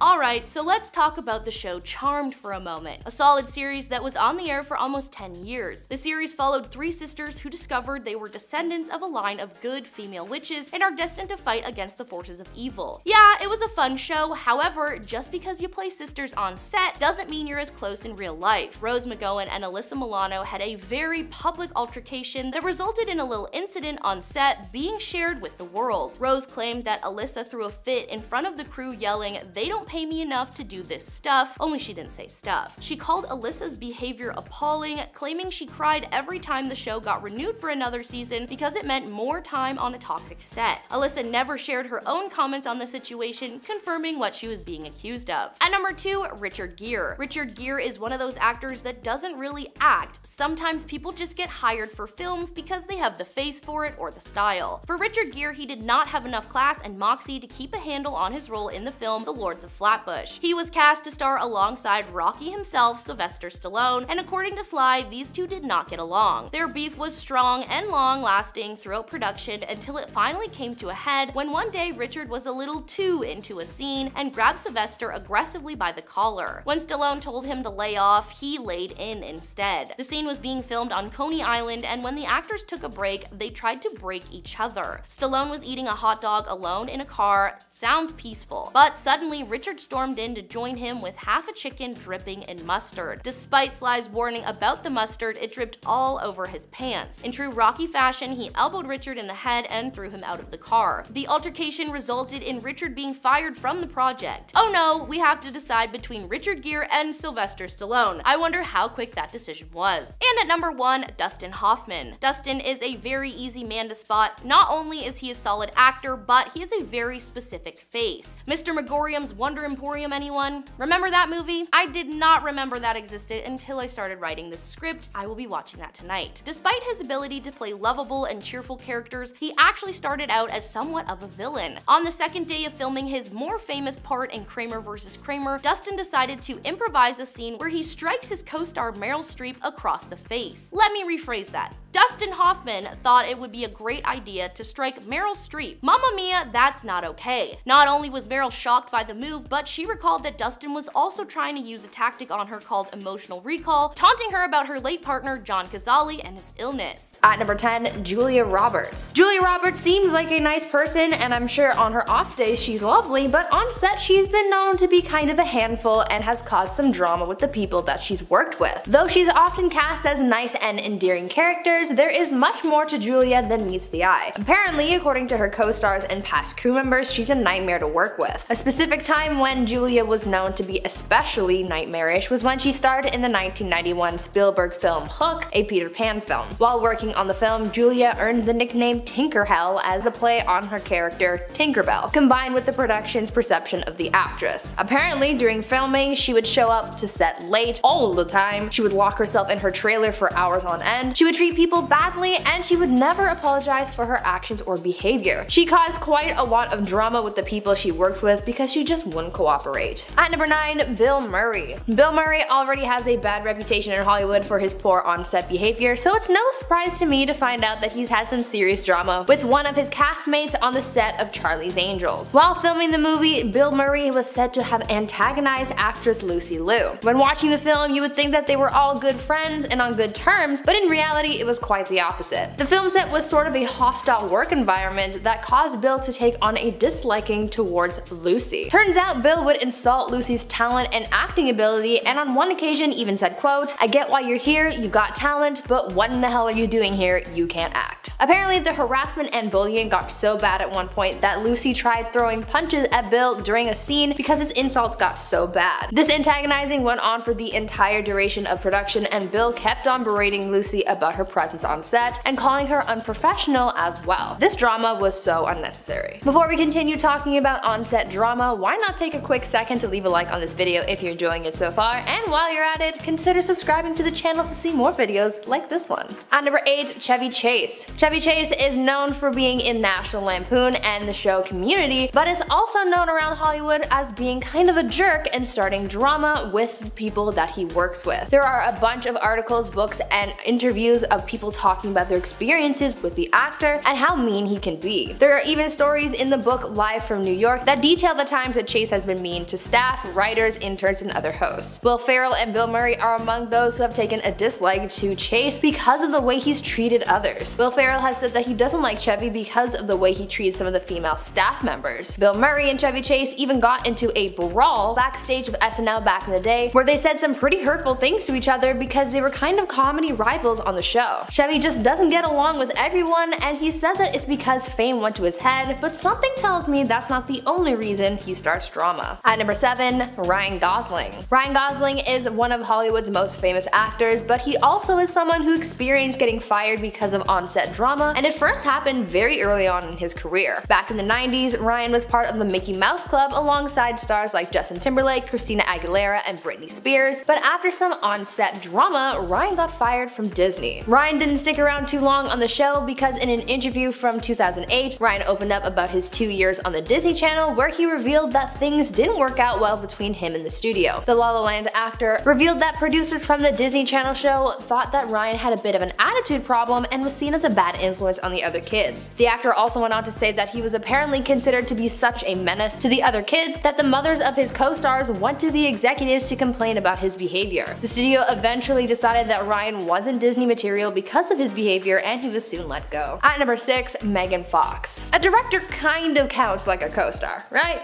I mean, they work together, so let's just go with it. Megan Fox has been in a few pretty successful films before being cast in the Transformers films, but after the success of this franchise, she was launched into fame. That is until things came crashing down after getting fired from her role and facing a lot of backlash because of it. When she was fired from Transformers, Michael Bay said that the decision came after she was a quote, nightmare to work with. What really happened is Megan made a comment about Michael Bay's behavior on set, commenting on how strict he was. On top of everything, when fellow director Steven Spielberg caught wind of these comments, he advised Bay to fire her, and that is exactly what happened. This drama caused Megan to lose her job and also gain a reputation of being hard to work with, which followed her for many years, so this drama really affected her a lot. Her career is slowly coming back to where it was before this drama went down. Number 10, Cindy Crawford. Model and actress Cindy Crawford has called Oprah out over their 1986 interview that took place on her show, where Oprah asked the then 20-year-old to expose herself to the crowd. Crawford reflected on the interview in a new documentary called The Supermodels on Apple TV+. Everyone has a plus now. The documentary spotlights the career of several models like Naomi Campbell, Linda Evangelista, and of course Cindy Crawford. In a clip from the documentary, Winfrey is heard introducing the then aspiring supermodel to the Oprah Winfrey Show before she asked, "Hey, did she always have this body? This is unbelievable. Stand up." Now that's what I call a body. She's visibly just uncomfortable and sheepishly stands up before the studio audience cheers as she shows off her figure. According to Cindy, she felt like a child in that moment being told what to do by a superior. She felt that the moment was more of a show us why you're worthy of being here type thing. At the time, this was just some weird thing that Oprah asked her to do, but it morphed and mutated into one of the most uncomfortable moments of her early years in modeling. The most shocking thing for her was the fact that this was Oprah Winfrey trying to tell her what to do. The woman known for kindness and generosity and cars made her feel like a puppet. Number 9, Jason Momoa. Aquaman, the enemy of Dom Toretto, and now a man speaking out on Oprah Winfrey and Maui. Jason Momoa is a gifted actor, and by all accounts he is a gifted person as well. Recently, several news outlets have claimed that Jason is on the opposing side of this whole Maui fun thing. If you don't know what that's about, go check out some of our previous videos about Oprah Winfrey where we do it in, deeper dive. According to these outlets, Jason posted a video to Instagram in which he addresses the fires and offers his own support to the victims while never actually mentioning anyone by name. He does mention that some may use this as a way to exploit or make profit, but that was not his intentions. The clip went viral, and as you can guess, outlets were interpreting everything that they could out of it, with the biggest headline being Jason Momoa calls out Oprah for wildfires. While not completely inaccurate, the general consensus is that there is actually no bad, juju between these people. Jason has yet to specify who would profit from this, but since the backlash, he's been posting videos on a regular basis, updating people on the situation and his position in assisting so far. Of course, he's already donated lots of money to the island and has teamed up with Dwayne Johnson to do public functions and collaborations and raise awareness, so that's great considering where it spawned from. Number 8, Dwayne Johnson. Now when it comes to the whole Maui fund situation, there is one person who is usually left out of the conversation, and that is Dwayne Johnson. Johnson is of course one of the most bankable men in Hollywood, starring in like a million franchises, mostly in the jungle. He decided to partner with Oprah Winfrey to create the People Fund of Maui, donated $5 million of his own money to match Oprah's donation. The Rock received a large amount of criticism, but not nearly as much as Oprah did. The main reason being is that The Rock actually has a significantly smaller net worth, and the money that he donated was actually his own money. He's still only a millionaire, everyone. He's just as poor as the rest of us. Thousands of his followers have defended him rather than passing judgment because, hey, $5 million is a ton of money, and it's gonna make a lot of people's lives that much easier. Unfortunately, there is not a lot of information regarding his position towards Oprah, but the comments on their posts have been turned off, and the People's Fund of Maui has raised a lot of money since, so at least something good's coming from all the negativity. Number 7, Tom Hanks. Rumors have been circulating online that Tom Hanks may have received some inside information about the Maui wildfires that pertain to Oprah Winfrey. Now, a ton of videos have been published online in the last couple months claiming that Oprah orchestrated the Maui wildfires and hired a private team of firefighters to make it look more real. According to several media outlets, Tom was made aware of a secret plot because, he's so close to Oprah. The two have been known to share the occasional night out and some pasta. Well, it turns out that these were in fact rumors created by an AI. Someone told the computer to write a story about Tom Hanks and Oprah, and it came up with Oprah sets Maui on fire. So that should tell you how good AI is. While a catching thumbnail and surely a fun bit of information, the reality is that Tom has no idea what's going on. When asked about his position on the Maui Fund, he had nothing but positive things to say and is actually a little disappointed with the reaction from the world. When America's dad tells you he's disappointed in you, that's just an extra level of hurt. Number 6, Oprah Winfrey herself. Oprah is taking one of the bigger spots on this list because she has been trying to warn us about herself since day one. Her talk show is all about bringing the most vulnerable people on and getting views. She's brought violence victims, health experts, fake psychologists, and even convicted felons onto her program, all for the sake of making a few bucks. As the years went by, her style was adapted by more and more studios, creating shows like Dr. Phil and Dr. Oz, who were both equally as controversial. Not to mention a few years ago when she wrote a book detailing her life and rise to the top, she revealed some truly dark things about her home life. Again, covered that in detail in a different video. She herself was considered to be a tyrant by her family, but it seems that whatever negative juju was in that house rubbed off on her forever. Now,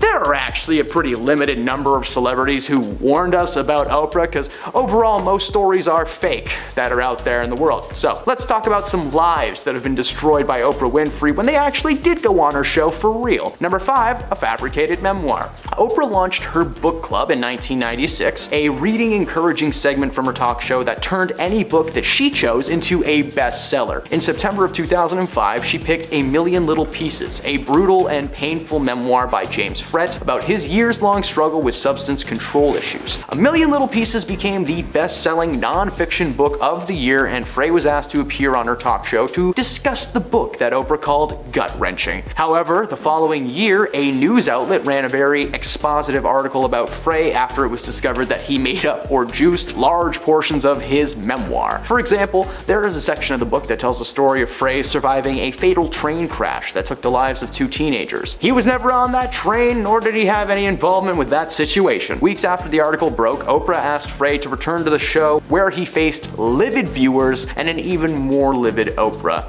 She told James that she felt duped and betrayed, and that feeling was shared by her audience and millions of people who read that book. She asked why James felt the need to lie to herself and the readers, and he tried everything, making every excuse that he could think of. He claimed that he altered a lot of the details, but that the overall plot was real. The studio audience responded with a massive wave of boos, gasps, and groans. Winfrey later apologized for the mistreatment from her audience, as it was not her intention, but the damage was already done and his career as a writer is currently non-existent. Number 4, Harry and Meghan. Prince Harry and his wife Meghan have appeared in the public eye more and more in the past few years. After leaving the duties of their royal family to live on their own, they decided to capitalize on their so-called fame by releasing a series of different medias, books, podcasts, documentaries, and in 2021 they sat down with Oprah Oprah Winfrey to air out every piece of dirty laundry that was left in their hamper. Of course, the royal family does not appreciate these secrets being shared with, the world, so not only was Harry blacklisted by them, but the interview kind of soiled the royals' reputation as good people. According to fans of Oprah, the interview made the couple look more villainous than they surely intended. Following the interview, their public image was slightly tainted, and with more media coming out, it just made the situation even worse. Meghan got a podcast and couldn't keep up with material for the first year. They made a documentary that people just don't like, so who knows what they'll get up to next. It certainly will not be anything good. Number 3, Lance Armstrong. 7-time Tour de France winner Lance Armstrong has gone down in history as a man who is unable to ride a bike without using some chemical training wheels. In an interview with Oprah from 2013, Lance was brought on to discuss the allegations floating around regarding his status as a Tour de France winner. Several sources claimed that Lance had to take performance-enhancing substances to win each race, as well as a type of transfusion involving the red life juice that flows inside of all of us. Armstrong went on air and fessed up to every single thing that had been claimed about him, except he did deny the notion that he was some kind of a mastermind who was controlling his teammates and forcing them to join in his extracurricular activities. But amidst his admission of guilt, to say that 10 times fast, there was a moment where he tried to pin the situation on his battle with cancer. He wraps it up by saying that he should have tried harder to cancel the culture rather than create more of a problem. He was stripped of all 7 Tour de France titles and has since lived in exile among the cycling world and honestly just the world in general. Number 2,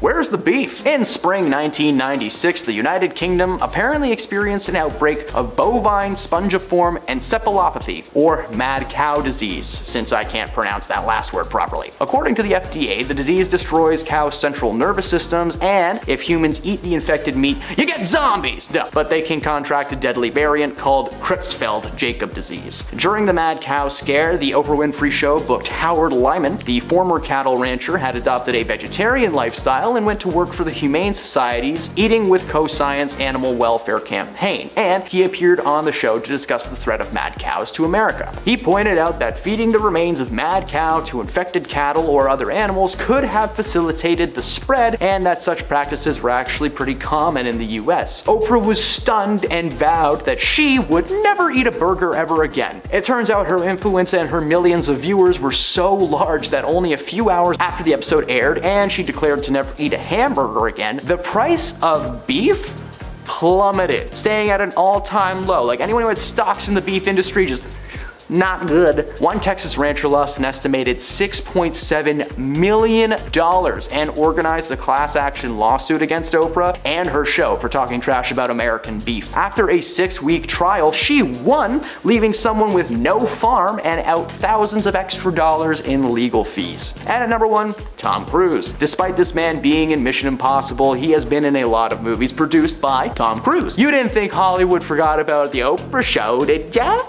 They didn't. Following the announcement that he was engaged to Katie Holmes in the early 2000s, Tom appeared on an episode of The Oprah Winfrey Show that has gone down in history as one of the most chaotic TV moments of all time. From the moment he steps on stage, things are just going wrong. He throws his arms out in the air, he rubs Oprah's shoulder like she's a genie or she's got a stain that just won't come out. Tom jumped on her couch, grabbed her hands, and she couldn't even get a question out. Eventually, Oprah was like, alright, whatever, just bring Katie Holmes out, and the cameras followed Tom as he ran around the studio trying to get her. Like he was the nature guy running through a jungle like Steve Irwin back in the day. The moment cemented Tom as a man with many hidden personalities, and while it has not affected his work as an actor, ever since that day, whenever he's brought in for press of any kind, all entrances and exits must be locked just to be safe. Now that didn't happen, but again, this guy might be in movies, but he's rarely in anything new that he didn't make. So, number 10, will never marry Stedman. Oprah and her partner Stedman have been together for a long time, but have never actually gotten married. While Stedman has never explained why this is, Oprah shared her side of the story. According to Oprah, getting married would mean that she would not be able to, quote, have her own life, claiming that everything she's built on her own would be at risk, like he was some kind of a career parasite. The strangest part about her logic behind this is the fact that she said on air that she actually wanted Stedman to propose to her as soon as possible. Their relationship has survived a lot despite the years of rumors and speculation. However, a source close to Oprah said that in her 4 years with the show, she could tell that there was absolutely nothing living there with this man. Oprah just wanted to portray herself as a woman who loved her husband, and he wasn't even her husband, so she was just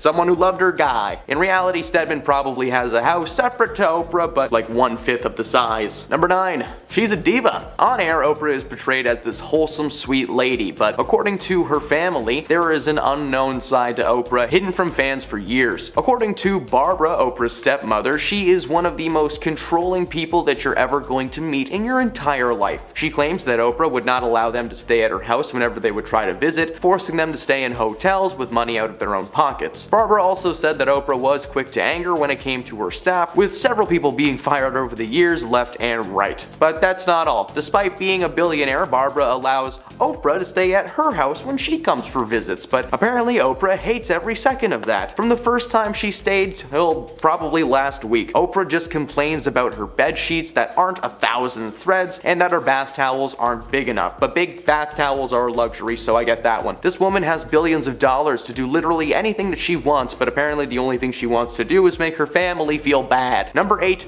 Her spiritual beliefs. I'm gonna start this entry by clarifying that I'm not making fun of your beliefs. If you're spiritual, please know this entry is not about you, it's about Oprah and just Oprah. In an interview with Harper Bazaar, Oprah mentioned her daily morning routine that starts at 8:30 with various spiritual exercises. After reading Gathered Truths, she opens an app called Bowl of Sake that delivers teachings of the Sufi, followed by some light meditation. The controversy here comes from Oprah inviting several self-fulfillment gurus onto her show and gushing about them over the years, and especially Guru Gary Zuka's preachings. Oprah herself claimed to have secret spiritual knowledge about tapping into personal courage and giving general spiritual advice. She stopped diving too deep into spirituality after the backlash from her fans and readers of her magazine. Number 7.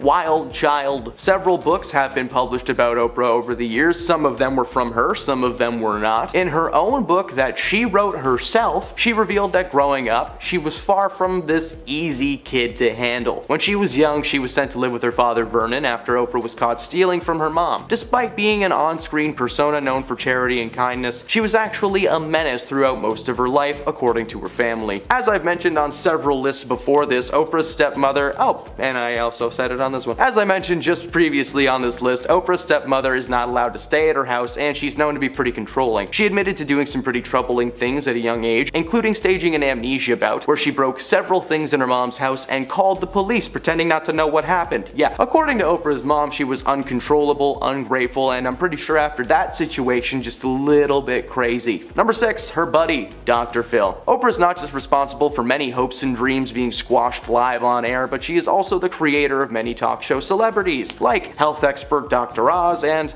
life coach Dr. Phil. Before Dr. Phil had his own show, Oprah had asked him and his courtroom consulting firm to help with the trial. Now, before even meeting Oprah, Phil actually had zero interest in being a television personality, but Oprah decided, hey, I'm gonna force this guy to do it, you know, convince him, make him see the light. According to Phil, she helped him understand the power of these shows and what they were truly made for. Profit. For Phil, he brings people on his show who are struggling with personal issues that just so happen to be great for television, like the Cash Me Outside girl. Dr. Phil made her famous, because that's fair. But it's not just Phil that's had some controversial moments. Her other protege, Dr. Oz, has had a lot of rough moments over the years. His show is centered around medicine and health. He brings so-called health experts on week after week. My mom used to love this show, so unfortunately I'm very familiar with this man. Oprah was partnered with both of these people, meaning that whenever they got money, she got some of it too. She doesn't like to advertise how much she actually makes from these guys, but considering how many episodes they have and how long the programs have been running for, it's probably a decent little chunk of cash. Number 6. The open marriage. The Smiths have received a lot of scrutiny over their marriage, especially since Jada addressed the rumors surrounding it in 2009 when she told Atlanta's Q100, "I've heard all the things. Their marriage is not real. He's gay, she's gay. They swing." The actor then dismissed the idea that they had anything to prove. Then in an interview later with US Weekly, she would add on to her claims by adding that people are going to think whatever they wanted, and it was too hard to be in a pretend marriage. In recent years, however, they have admitted that they have an unconventional approach to their marriage, as when it comes to their relationships, they have chosen monogamy. On top of that, they've given each other trust and freedom with the belief that everybody has to find their own way, and they do this so their marriage just doesn't feel like a prison. But honestly, it just sounds sounds like this was old Jada's choosing. Number 5. Took herself to the red table. In the aftermath of August Alsina's bombshell interview, Jada would admit that there was some healing that needed to take place, and she tweeted that she would be the subject of her next red table talk. She would then force Will to also make an appearance on the episode to share his side of the story. And he would just take everything in as she lied about being temporarily separated from Will when she had her affair with August. The couple then went on to reveal that they also reunited after August was out of the picture because Will and Jada realized they just couldn't stay away from each other. With the clip going viral quickly, Jada just kept repeating the word entanglement rather than using the word affair, and she quickly became an online target for jokes, as did a picture that supposedly showed Will in tears because this show embarrassed him to a T. Number 4. Stole Will away from his ex-wife. So before Will and Jada actually got married, Will Smith was in a previous relationship with Sherry Fletcher. And apparently before he and his ex-wife split, Jada actually started dating him. She even admitted to being a homewrecker when she said, "Because I did not understand marriage, I did not understand divorce. I probably should have fallen back," but she obviously didn't fall back as she just kept making advancements. During the process, she then became pretty standoffish when it came to his ex-wife over time, and at one point, Will even had to put her in her place over the issue, after she had an argument with Fletcher over the phone. Will was not happy with Jada, and Jada would later say his take was that this is my son Trey's mother, and that's not your place, but Jada did make sure she wanted to put Fletcher in her place by making a point that she was the one and Fletcher was not. Number 3. Chris Rock. Before everything happened at the 2022 Oscars, Will and Jada Smith actually had history with Chris Rock, as Jada had been in a full-out feud with the comedian since the 90s, as their beef extends all the way back to 1997, when he took aim at Jada before she got married to Will on his late-night show called The Chris Rock Show. Rock would then begin his roast of Jada when he said, "You know, at the Million Woman March, there were moving speeches from people like Maxine Waters, Winnie Mandela, and here are some inspirational words from the lovely Jada Pinkett." Chris then went on to cut a clip of Jada at the march where she says, "I'm here today because this is an act of power, woman, okay?" She then whittled down a joke where she yelled the lyrics of The Roof is on Fire instead of her speech. He then picked on her again at the 2016 Oscars over her activism. Chris Rock knew something was up with her from the beginning, and that's why a lot of people didn't want to work with her, because she's controversial even when she's trying to do something good. Number 2. Hates woman.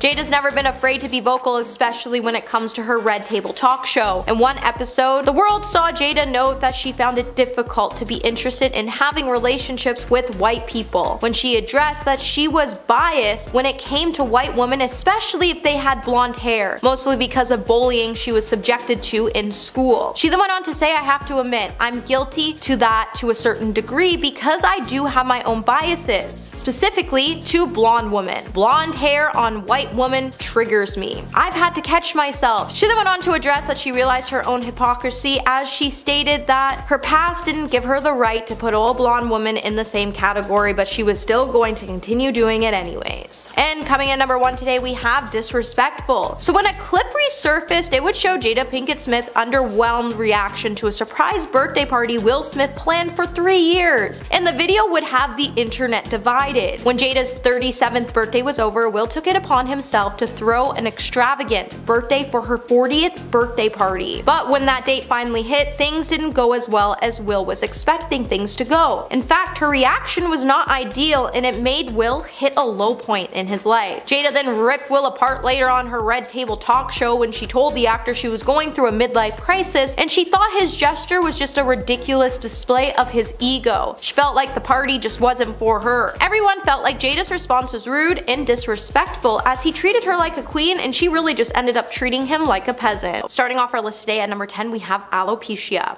Just after the 2022 Oscars, the internet couldn't stop talking about the hair loss condition Jada Pinkett Smith is suffering from. With her journey of alopecia being openly documented, TikTok and Reddit users have gone on to prove that the star is lying about her condition, with users debating over images Jada has shared of her bald scalp when she was talking about her hair loss in a video shared on TikTok by Mariah Campbell, along with the caption, "Here is my celebrity conspiracy." The content creator can be heard saying, "I think she's completely lying about having alopecia because she's a cheater and wants people to focus on other things."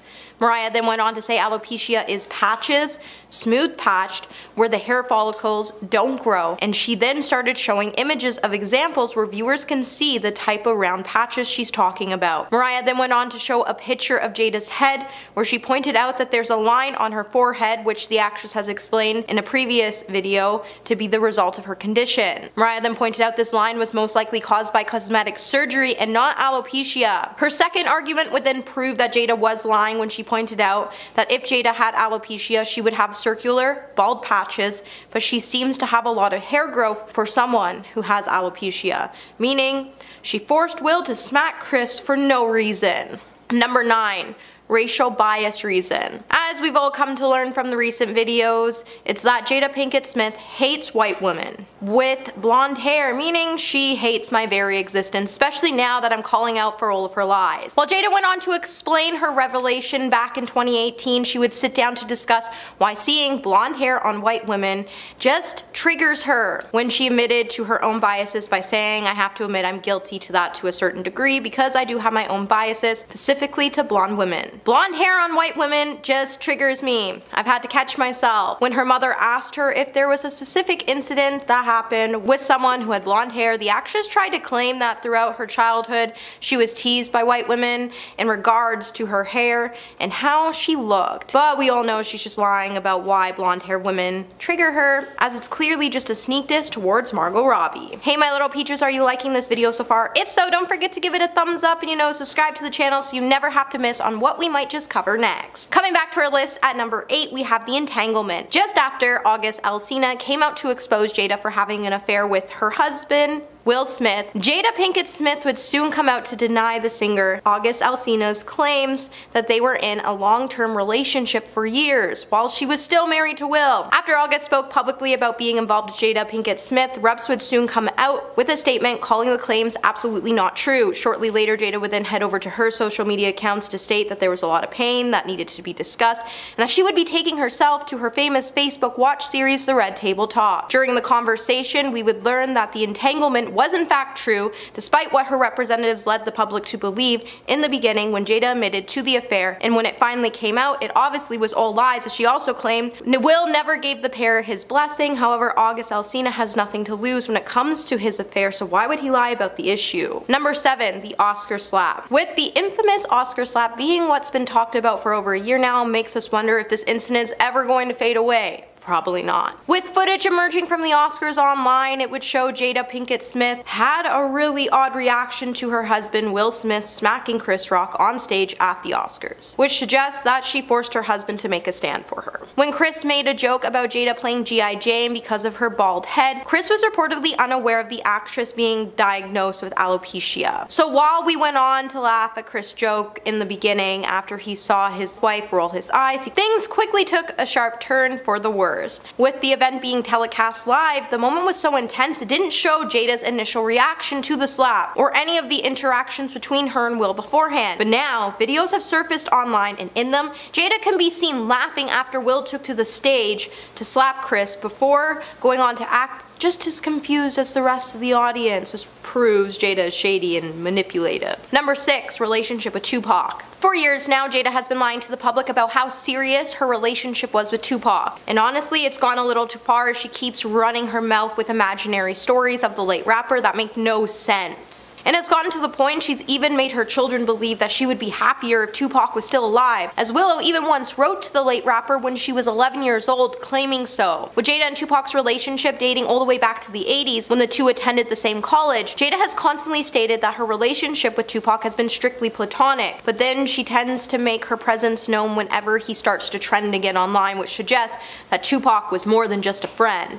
Especially since after Tupac passed away, his friends would come out to say how much Jada destroyed him when she left him for Will. And since a lot of Tupac's friends have been disgusted by the way she uses his name to draw attention to herself. 5. Not being pregnant. So many actors have admitted to lying to get a gig, and Jada happens to be one of these people, as she once revealed when she was offered the role of Niobe in The Matrix Reloaded, she was pregnant and kinda lied so she could secure the job. After the actor explained why she lost out on the role of Trinity in the original film, as it came down to chemistry and she just had none when it came to acting with Keanu Reeves, she went on to explain that the Matrix directors were so impressed with Pinkett Smith that they created a role for her. but the role was actually supposed to go to Aaliyah in the beginning, not Jada. Though the role was later given to Jada, she would have lost out on part of it if she had been 100% truthful, as the actor was pregnant with her daughter Willow at the time filming was required. And her being due in November, there was a small problem. Her daughter was due the same month. The film was supposed to start filming, so she lied, saying her baby was coming in October, so she would be ready by the end of November. Luckily, Willow came at the end of October, or things could have been a real mess for the production team. Number 4, loving Will. Lately, it's been pretty clear that Jada Pinkett Smith has never loved Will Smith. Now, I get it. You're all probably wondering to yourselves how I may have came to this conclusion. Well, just let me explain. I came to this conclusion because she's had an entanglement, and then she went on to put all of her business out on the table while diving into everyone else's business in the process during multiple episodes on her infamous Facebook watch series The Red Table Talk. But think about it, if Jada seriously loved Will, like truly loved him, she would have never let him run up on the stage and smack Chris. She would have never laughed about the overall situation, and honestly, Will would be happy, but instead they both look miserable with each other. So it shows that when she says she loves Will, she's truly lying to Will and herself. Number 3, being a good parent. For years, Jada has been trying to convince the public that she nailed the whole parenting thing, and that the way she approaches things as a mother is how every mother should be approaching their child. However, when Jada brought her children, Jaden and Willow, on the Red Table Talk, they would open up about how hard it was for them to have Jada and Will as parents, and how they found it difficult to grow up in a famous family. To the point her kids felt like there was seriously not enough support when it came to their artistic careers, and they wished that their family could have noticed they were struggling and gave them support. Instead of admitting to the problem, Jada then went on to blame the whole thing on Will Smith, for noting that they had different parenting skills due to the fact that they grew up with different backgrounds. But how you grow up shouldn't affect the way you parent your children, as we all have control over our own actions, and people can't affect that. Number 2, not being a Scientologist. For years, Jada Pinkett Smith has been lying about how involved she is with Scientology, with former Scientology members confirming that not only was Jada involved in the controversial religion, they've also pointed out she was actually a recruiter for the organization. While the star has been known to visit the Scientology Center from time to time, she's even tried to claim that she was just at the church out of curiosity and wanted to learn what she wanted to learn, and she didn't think of herself as being a Scientologist. However, with the actress helping the church open the new leadership academy in her own home, it would later be revealed by teachers and parents who pulled their kids out of the school that the school's curriculum followed the teachings of Scientologists. And if the actor wasn't a Scientologist, then why did she force her husband not only to open the school with her, but allow the church to open the academy in one of their homes and put her own children in it? It adds up. Number 1, Chris Rock. Just after Chris Rock released his brutal Netflix Selective Outrage special, Jada Pinkett Smith would try to take aim at the comedian by saying he was obsessed with her. However, we all know this just isn't the truth, because who's obsessed with Jada Pinkett Smith? As she would have a close source come out to point out that she had nothing to do with the drama between Chris and her husband, and the only part she ever had in this mess was the fact that Chris heckled her. The source then went on to try to claim that Chris was so obsessed with her for almost 30 years by pointing out when he filmed the special it was in her hometown, and then he claimed how she should have been made fun of as she started this. As he argues, she should have quit the Oscars. I mean, Chris is hurt, but I don't think he's ever been obsessed with Jada. As compared to some of the other celebrities he's heckled, he says her name way less. It just seems like Jada's trying to use anyone at this point to help her play victim, and that's exactly what she's doing in this situation. At number 5, Emma Roberts. Emma Roberts has had quite a few feuds with co-stars. She's had drama with Gabrielle Sidibe, Ariana Grande, and Evan Peters, but the biggest feud that she's had was with Lea Michele on the set of Scream Queens. According to sources, Emma Roberts and Lea Michele had one strong attribute in common, and that was the fact that they were both divas, and so while they were working together, they butt heads with each other quite often. Apparently, their fighting got so bad while working that during filming, actress Jamie Lee Curtis had to step in and mediate the hostile situation between Emma and Lea because she was just so fed up with their constant bickering while they were trying to work. It was also reported that the actresses would constantly have mean girl moments, making rude and catty comments towards each other almost daily. Rumors of this feuding between them were pretty common in entertainment news while Scream Queens was still in production, showing that things never really died down between the two actresses. It seemed like Emma just caused a heck of a lot of drama with a lot of people on set. At number 4, Lea Michele. Lea Michele was exposed last year for her Hollywood mean streak and for her terrible on-set behavior career, as well as the drama that she caused with people on set. This all came out following a tweet from former Glee co-star Samantha Ware, where she let the world know how horrible it was to work with Leah. The actress is now described as, quote, callous, rude, mean, and even a diva. But following Samantha's exposure of the Broadway star, other people have come forward with their own testimonies regarding Leah and her mean streak. There have been stories of Leah's microaggressions, but also stories of her spitting in craft service food that she doesn't like, refusing to work with people because they don't know her middle name, requesting reshoots because she didn't like her costume, disrespecting other castmates and having crew members apologize on her behalf, and so many other frustrating tidbits that really just showed how rude and entitled she's been known to be. It was never a dull moment on set, but not in a good way. At number 3, Bruce Willis. Bruce Willis has been really successful in his career, but it seems as though he's not all that great to be around on set. Though his films are often very well made, it all comes at a price that those who've worked alongside him have had to pay. Apparently, Bruce is a nightmare to work with, as he's gotten into a number of conflicts with others on set, and they really just hate working with him. In the time before Die Hard launched his film career, Bruce found most of his success after working on the show Moonlighting alongside his co-star Sybil Shepherd. In 2005, Shepherd dished about her time working with Bruce, where she told sources that there came a point where her relationship with Bruce became volatile and they clashed a lot on set. There was reportedly constant bickering between the two of them, and it was just a toxic environment. But Sybil isn't the only one to say that they've clashed with Bruce while working together. Filmmaker Kevin Smith has also had troubles working with the actor while filming the 2010 film Cop Out. He told sources that though Bruce was his hero in past productions, that opinion went out the window, saying that working with Bruce was almost unbearable. When talking about their time together on set, Kevin said, quote, he turned out to be the unhappiest, most bitter, meanest, emo B-word I've ever met at any job I've held down, and mind you, I worked at Domino's Pizza. What an awful experience. End quote.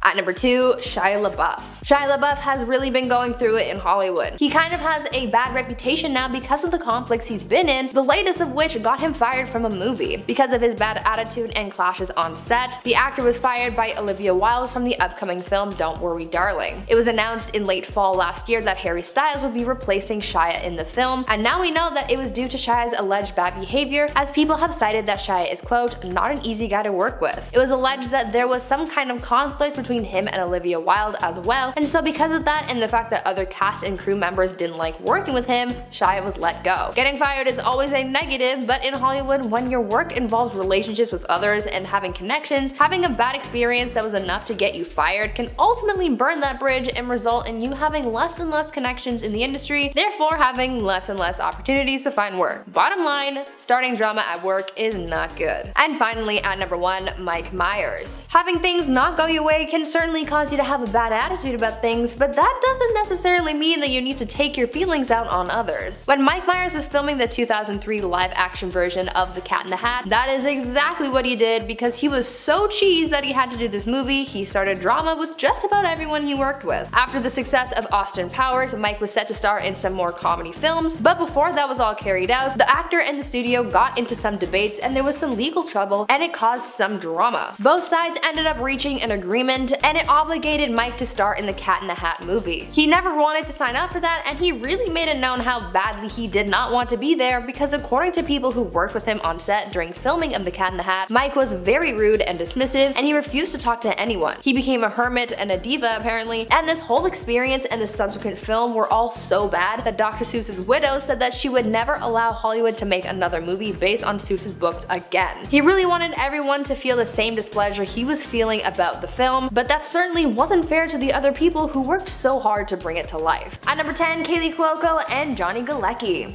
It turns out that these two stars dated on and off screen, but not everybody knew about it. Big Bang Theory stars Kaylee Cuoco and Johnny Galecki have had a pretty solid relationship over the years, but it turns out that not everybody knows just how close these two are. On an episode of Dax Shepard's podcast, Kaylee spilled the beans and exposed her old relationship with her former co-star, telling the audience that she and Johnny had dated for 2 years during the show's run. Opening up about the whole thing, Kaylee told Dax, quote, "We dated really early on for almost 2 years. When we did the pilot, I was crushing so hard on Galecki, but he had a girlfriend. We got together and just fell mad for each other for 2 years, but then we broke up. Luckily, Johnny and I came out of it so brilliantly, and we're closer today than we ever were." Even though Kaylee and Johnny are better off as friends, it makes things a little clearer when you look at the chemistry that their characters had on screen. It's good to know that even though things didn't exactly work out romantically, technically, they're still very close. At number 9, Ashley Benson and Cara Delevingne. For Ashley Benson and Cara Delevingne, they like to keep their private lives private, and that includes their love life, but just because they kept their romance out of the spotlight doesn't mean that fans wouldn't go looking. Since the moment people found out that they were working on a film together back in 2018, the speculation arose surrounding their potential relationship. In April 2018, the two were filming the movie Her Smell, and not too long afterwards, in May of that year, the relationship speculation came about after Ashley posted their first selfie together on Instagram. Following this event, fans couldn't lay off looking into their supposed relationship, though the pair never confirmed anything. These fans were certainly dedicated to sniffing out their relationship. Both Ashley and Cara went on record saying that even if they were in a relationship, they wouldn't confirm it because they'd like to keep their private lives private, but soon enough the pair was spotted kissing in public and basically confirmed all of the rumors. Finally, in June 2019, Cara confirmed that the two were dating and that they had moved in together, making their fans jump for joy, but unfortunately their relationship wasn't meant to last and the couple have since broken up. But I mean, they really went a while without publicly announcing their relationship, so they got to savor those moments without much scrutiny. Now, before I carry on with the video, I would like to take a moment to ask you guys to consider leaving a like on this video because it really helps us out a lot, and also some of our friends from Most Amazing Top 10 have a brand new channel coming out called Bumblebee, and if you love strange and mysterious content, keep an eye out on August 11th when their first video goes live, so make sure to go subscribe to them now and tell them that we sent you. At number 8, Brenda Song and Macaulay Culkin. I guess you could say that for these two, the movie Changeland changed their lives forever.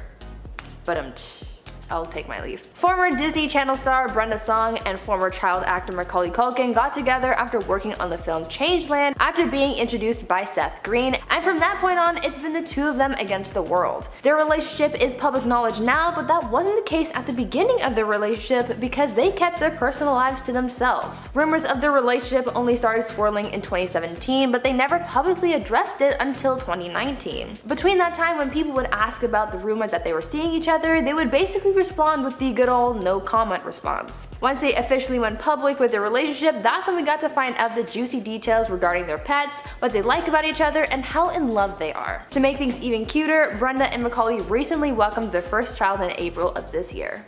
At number 7, Matthew Broderick and Jennifer Grey. One of my favorite movies of all time is Ferris Bueller's Day Off, so to find out about the secret relationship that was going on the set of this movie is an extra special treat for me, and it might be for you as well. Turns out that Matthew Broderick, who played Ferris Bueller, and Jennifer Grey, who played Ferris's sister Jeannie, were actually a couple, and they were even engaged at one point. According to Jennifer, the romance started while they were filming Ferris Bueller, saying that it was a little difficult for them because their relationship was a secret. Their romance even affected their work because even though they were supposed to be playing rival siblings in the movie, always being at each other's throats, Jennifer would say that they would often break character, saying, quote, "I got the giggles so bad that they basically had to stop production. I full on couldn't get it together for anything. The producers were like, take a walk around the block, and I would, and it would start again. It was painful. The giggling was because of all the energy between us." At number 6, Vanessa Hudgens and Josh Hutcherson. Raise your hand if you didn't know that Vanessa Hudgens and Josh Hutcherson dated.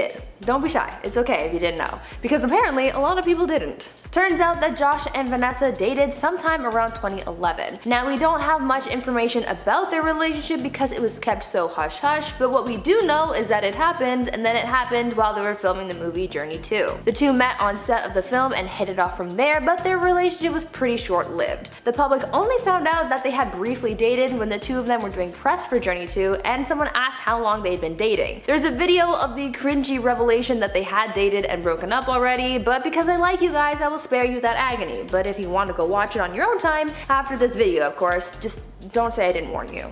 At number 5, Kit Harington and Rose Leslie. I think I speak for many Game of Thrones fans when I say Kit Harington and Rose Leslie's relationship had us going for a wild ride. Kit Harington and Rose Leslie met while filming the second season of Game of Thrones, and from then they haven't looked back. They're the ones who gave us the iconic you-know-nothing Jon Snow, and from that point we knew they were perfect. After seeing their chemistry together on screen, fans started suspecting that maybe there was something there that was a little bit more than friendly, and soon they were being spotted together in public and rumors started swirling of a relationship beginning to blossom between Jon Snow and Ygritte. They kept their relationship pretty private for the most part, as fans only had rumors and speculation to go off of in regards to their favorite Game of Thrones couple, which was a little annoying, but hey, what are you gonna do? It wasn't until 2016 that the couple went public with their relationship, with Kit confirming that they did fall in love while filming Game of Thrones in Iceland. The couple later got engaged in 2017, married in 2018, and they recently welcomed their first child together earlier this year in February 2021. Happily ever after.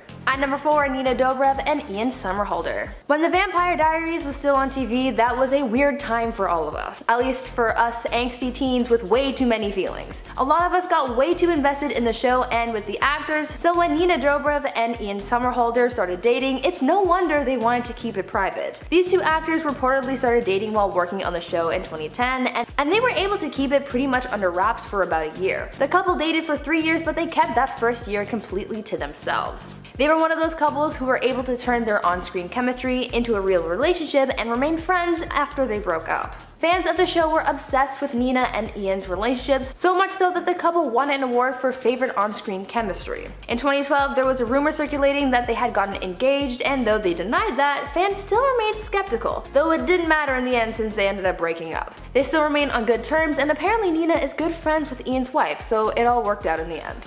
At number 3, Lily Reinhart and Cole Sprouse. Sticking with the theme of teen drama actors and their fans who are way too obsessed with their personal lives, we have Riverdale stars Lily Reinhart and Cole Sprouse. From very early on in the show's run, Bughead was really what fans got excited for. Bughead, for those who don't know, is a ship name for Cole and Lily's characters, Betty and Jughead. So when Bughead became a real thing, fans were over the moon, but it took them a little while to clue in because Cole and Lily were able to keep their relationship a secret for quite a while. There was speculation that the two started dating in early 2017, but it wasn't confirmed until later that year when Lily posted a beautiful Instagram post for Cole's birthday. They never really exploited their relationship much, even after it was confirmed, and tried to keep their personal lives private. In 2018, they made their relationship red carpet official as they attended the Met Gala together, but even then the details of their relationship remained pretty minimal. In an interview, Lily said, quote, "No one knows how long we've been together, and no one will until we're ready to say it. No one knows how we fell in love except for our close friends and us. It's really special." Sadly, for Bughead fans, they've since broken up, but their relationship will still be remembered as one of the sweetest.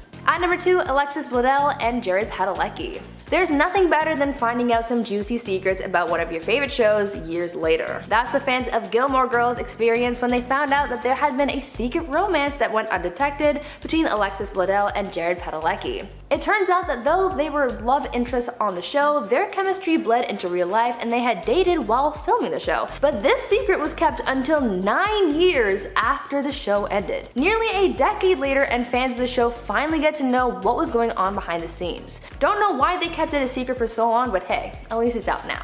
And finally, at number 1, Ross Lynch and Jazz Sinclair. Fans of the chilling adventures of Sabrina were over the moon to find out that 2 members of the show's cast were in a relationship. This revelation came 2 years after it was suspected that there was a romance brewing between Ross Lynch and Jazz Sinclair. As per usual, fans and press alike were searching for clues as to what was going on between the 2 stars, but they were pretty good at hiding their relationship. Fans only got confirmation of the relationship after they went TikTok official in 2020, after they posted a video of the 2 of them dancing together and almost sharing a kiss. Ross and Jazz remain in a relationship, and I personally hope that they never break up because they're just so cute together. At number 10, Jared Padalecki and Genevieve Cortez. Shout out to the Supernatural fans because I put this one on here just for you guys because this one is a match made in hell, so to speak. Supernatural actor Jared Padalecki met his wife Genevieve Cortez while they were working together on the 4th season of Supernatural. Genevieve was guest starring in a few episodes that season, playing a demon named Ruby. Jared has said in a few interviews that he was instantly attracted to Jen from the moment he saw her, but also recalled that in the moment that they met, she was standing in her underwear. During a panel in 2012, the actor told the story of how he first met his wife, where he said, quote,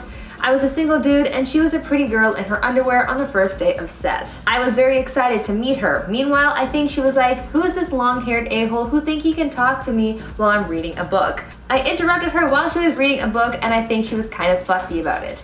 I was very attracted to her and I got to know her. I was very excited to take her out to lunch." End quote. Jared also explained that what made things work between them was that they, quote, got to know each other for about 4 months before they went on a date. They officially took their relationship from on-screen into the real world and have been together ever since, welcoming 3 children along the way. At number 9, Mila Kunis and Ashton Kutcher. Even though it took years for them to start dating, I guess the chemistry that they had on screen was just too electric to let slide. Mila Kunis and Ashton Kutcher met in 1998 while working on That 70s Show. Mila sort of grew up around Ashton as she was only about 14 or 15 when she was first cast on the show as Ashton's character's love interest. Ashton was actually Mila's first kiss, which sort of makes their happily ever after story just that much cuter. Mila has said in interviews that while working with Ashton on set, she apparently had a huge crush on her co-star. However, because Mila had gotten into a serious relationship with Macaulay Culkin that lasted nearly a decade, things didn't really get to blossom with Ashton until years later. It wasn't until around 2012 when both Mila and Ashton became single again after getting out of their respective relationships that they finally found their way back to each other, and the rest is history. Now before I carry on with the list, I'd like to ask you guys to consider leaving a like on this video if you're enjoying it so far, and also consider checking out my gaming channel Viper Girl. I've got gameplay content, top 10s, and more, so go check it out and subscribe while you're there. At number 8, Colleen Ballinger and Eric Stocklin. Imagine casting your husband, not in plaster, but in a show or movie. Well, this is what happened with YouTube star and actress Colleen Ballinger, as her on-screen love interest became her real-life husband. When Colleen was casting people for her Netflix show Haters Back Off, she met Eric Stocklin and cast him in the show. From there, they pretty much hit things off and later began a relationship. The couple got married in 2018 and later welcomed their first child together. It's crazy to think that these two met and fell so deeply in love because Colleen cast her future husband in her Netflix original show. I think that is the true definition of Netflix and chill. At number 7, Angelina Jolie and Brad Pitt. Brad and Angelina have a bit of a complicated love story because it sort of started while Brad was still married to Jennifer Aniston. Things were okay between Brad and Jen until Angelina came into the picture after she and Brad met while working on the film Mr. and Mrs. Smith in the summer of 2004. Fast forward to 2005 and Brad and Jennifer were no more, and the actor had his chance to move on with Angie. Brad's divorce became a whirlwind breakup because of cheating scandals, as Angie became the other woman of sorts, and even as things died down over the years, tabloids would still bring this drama up from time to time, almost making it seem as though things aren't exactly over for this unfortunate love triangle. Brangelina became something of a Hollywood power couple as they continued to dominate the industry, all while having an over decade-long relationship and adopting kids together and getting married in 2014. Unfortunately, things didn't exactly work out between them, but at least they tried, right? At number 6, Ryan Reynolds and Blake Lively. Ryan Reynolds and Blake Lively are one of the best Hollywood couples in my opinion because they're just so much fun. They love to poke fun at each other online and on the red carpet, and they just sound like a hoot and a half, but it's even more fun to find out how they met. Ryan and Blake met while filming the movie Green Lantern together, but they didn't immediately hit things off like some of the other couples on this list. At the time, Ryan was still married to Scarlett Johansson, but not for much longer after Ryan met Blake. There had apparently been a little bit of speculation that there was a bit of a spark between Ryan and Blake, but that spark was later confirmed after Ryan's 2010 divorce, as the following year he and Blake were seen spending a lot of time together, being photographed holding hands and leaving each other's apartments. The couple ended up getting married in a secret ceremony in 2012 and have been together ever since, and have been known to share some fun details about married life, so I think it's safe to say that they're pretty happy together and seem to be a good match. At number 5, Kelly Ripa and Mark Consuelos. After learning about Kelly and Mark's love story, I might be more inclined to believe in love at first sight because it doesn't get any cuter than this. The pair first met back when they were on the soap opera All My Children. Well, they really met during a screen test in 1995, as Mark was hoping to get cast as Kelly's character's love interest. After meeting on set, the couple started dating in secret. When Mark described how he felt about Kelly when they first met, he said, quote, "I thought she was adorable, hot, and sexy and all that stuff," end quote. By 1996, their dating got more serious. They didn't need to take much time to get to know each other because they knew deep down that they were soulmates, and so they decided to get married and eloped in Las Vegas. These two haven't looked back since. They've continued being a power couple and awesome parents, raising 3 kids together. At number 4, Chad Michael Murray and Sophia Bush. Sophia Bush and Chad Michael Murray were one of the hottest couples of the early 2000s. They were like the Kim and Kanye of the time, and in more ways than one. The couple first met and fell in love on set of their TV teen drama One Tree Hill in 2003, and the two were engaged and wed in 2005. But sadly, things weren't meant to work out in life off screen, as after only 5 months of marriage they split up, and there's reportedly been tension ever since. According to Sophia, she said that she never wanted to marry Chad in the first place, and that it was the people around her as well as the One Tree Hill producers who pressured her into the marriage. She thought the whole thing was a bad idea, but apparently it was all for publicity. Years later, when asked about her relationship with Chad in an interview with Andy Cohen, she said, quote, "My mother once said to me, if you don't have anything nice to say, not to say anything at all. Maybe getting with your co-stars is a little bit messier than we once thought." At number 3, Ben Affleck and Jennifer Garner. Ben Affleck and Jennifer Garner worked on a handful of movies before finally ending up together, and it's almost as if the universe was teasing them or something. The pair first started alongside each other in 2000 after working on the movie Pearl Harbor. At this time, Jennifer was already married to Scott Foley. Fast forward a few years to the summer of 2002, when Jennifer and Ben were reunited on the set of the movie Daredevil. Though both Ben and Jennifer were in relationships at the time, Ben would later go on to say that this was the set where they fell in love with each other. By 2003, people were catching on to their apparent flirtatious vibes, as after they guest starred on Dinner for Five, all people were talking about was how flirtatious these two were being with each other. Eventually, Jennifer and Ben did get out of their respective relationships and started a new relationship of their own. However, that one didn't exactly work out. They got married in 2005, but they hit a rough patch, so to speak, and divorced about a decade later. At number 2, Miley Cyrus and Liam Hemsworth. Miley Cyrus and Liam Hemsworth had a pretty rocky relationship. The couple dated on and off for about a decade, and it all started after they were cast together in a movie. The couple first met while filming the movie The Last Song, and after hitting it off on set and after a few months of speculation, they confirmed their relationship in 2010. After that, things were rocky for a few years. The couple had gone through about 2 breakups and makeups before they confirmed their engagement in 2012, only to have broken up again in 2013. Years later, the couple reconciled and the engagement was back on.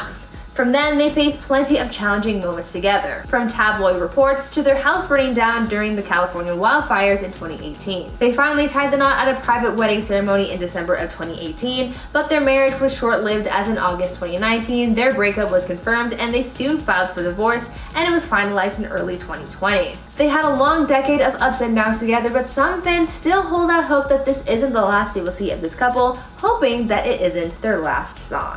And finally, at number 1, Kit Harington and Rose Leslie. Game of Thrones stars Kit Harington and Rose Leslie met on the 2nd season of Game of Thrones, and from then on they haven't looked back. Soon they were spotted together in public, and rumors started swirling of a relationship beginning to blossom between Jon Snow and Ygritte. They kept their relationship pretty private for the most part, as fans only really had rumors and speculation to go off of in regards to their favorite Game of Thrones couple. It wasn't until 2016 that the couple finally went public with their relationship, with Kit confirming that they had fell in love while filming Game of Thrones in Iceland. The couple later got engaged in 2017, married in 2018, and they just recently welcomed their first child earlier this year in February 2021. Number 5. Let's get into some of the celebrities that don't like Oprah now, because honestly there's not a lot of secrets that haven't been revealed. Number 5. Seth MacFarlane. The creator of Family Guy and the TED series is not a fan of Oprah Winfrey. During the whole 2020 situation with masks and the isolation, and you know what I'm talking about, Seth decided to share some words of wisdom about Oprah Winfrey. He started by acknowledging that Oprah had done some pretty altruistic things with her career, but that she has used her platform to amplify the voices of outlandish characters rather than legitimate scientists or medical professionals. The post included a link to the LA Times that discussed misinformation from Dr. Phil and of course from Dr. Oz. He was claiming that a ton of what was discussed on their shows was nothing more than misinformation and entertaining disasters. The Cash Me Outside girl, the purple guy who drank silver water like it was his job, and so many more that I can't actually talk about on the internet. He called Oprah out for starting out as a legitimate show with the goal of education, and instead it just kinda morphed into this misinformative cartoon. Number 4. Rose McGowan. A ton of A-listers out there will be on Oprah's side through thick and thin, that's just the way it is. However, Scream alumni and Me Too activist Rose McGowan is not one of those people. Former Charmed star tweeted a photo from 2014 involving Oprah Winfrey kissing the cheek of one of the most disgraced men in Hollywood history. I can't say his name and we can't put pictures of him up on this video, but he looks like Jabba the Hutt. and he worked with Quentin Tarantino, so I'm just gonna call him Jabba the Hutt for the rest of this video. The photo was taken from the 2014 Critics' Choice Awards. She posted on Twitter that she was glad to see the ugly truth about Oprah coming to light. She wished Oprah were real, but she's not. She's as fake as they come. Hashtag lizard. No, she didn't add that last part, but I did. Winfrey claims she didn't know what was going on back then and regretted being so close to such a terrible man that I really wish we could talk about, but can't do that. No, it's not happening. Number 3.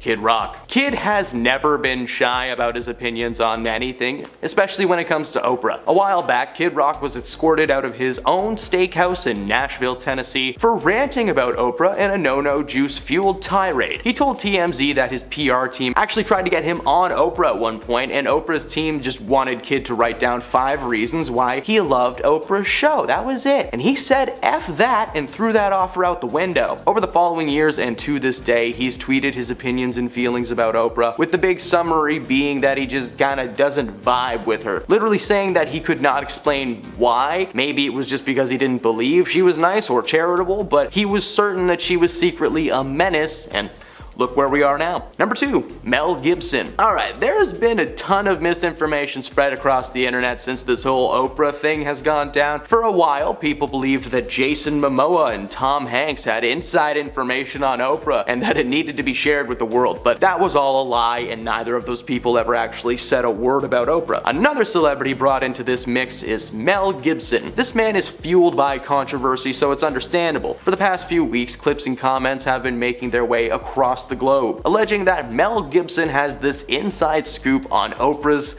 secret agenda, that he's ready to share it with the world. But once again, this is a lie. It turns out that someone out there loves using AI to make stuff, and it would appear that someone somewhere wrote controversial Oprah into a bar and bam, there was a script. Now, I don't use AI for a lot of stuff, so I'm not really sure if that's the process or not, so that could have been a silly sentence to say. Mel has spoken out claiming that he's never actually received any inside information on Oprah, and that he's been fairly neutral on the whole Maui thing, so the so-called hate towards her just doesn't exist. And at number 1, the Maui Funds scandal. Now, who would have guessed this lady, who was famous for handing out cars on her show, got cancelled by the world? Well, it's probably because she made a career-ending mistake when herself and Dwayne broke the one rule of being rich: don't ask poor people for their money. A while ago, Oprah and The Rock announced that they would be starting a relief fund for the victims of Maui, and the People's Fund of Maui was given a solid like $10 million to get off the ground. Which is great, $10 million, it's a lot of money, donated by Oprah Winfrey and Dwayne Johnson combined. So why is it just Oprah that gets so much hate? Well, it's cause she has a net worth of like $2.8 billion,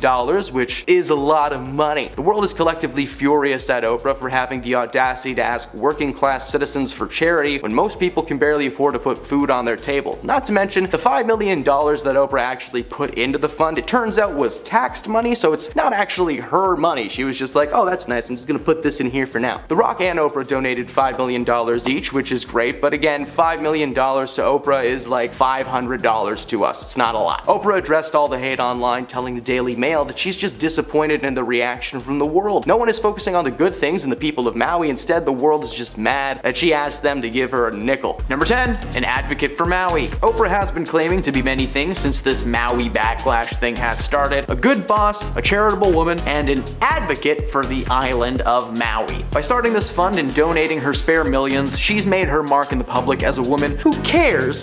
So much so that she's asking you to give her your money. Isn't that nice? As mentioned in previous videos, Oprah would not care about Maui or its people if she didn't have a vested stake on the island. Oprah's had property in Maui for quite some time, being almost a second home to her. When the fire started raging, she started fundraising. Think about all of the things that have happened in the past few years. We all forgot about Australia being set on fire in 2020. A lot of Western Canada was on fire earlier this year, and some parts of Florida have been underwater for a long time, and they just kind of live with it. Yet Oprah has dedicated her time and money to helping out the area where she has a vacation home. Do with that what you will. Number 9, the NDAs. Confidentiality agreements are not uncommon in the world of Hollywood. Marvel will literally track you down if you say anything about their movies to anyone. In Kitty Kelly's tell-all book about Oprah, the author mentions there were confidentiality agreements that co-workers and guests were made to sign. This included everyone from Tom Cruise to the guy who made his breakfast in the morning. Over 500 staff members were forced to sign these documents, with one former employee, Elizabeth Cody, trying to write a book about her time working for Oprah, but she was eventually stopped by the courts,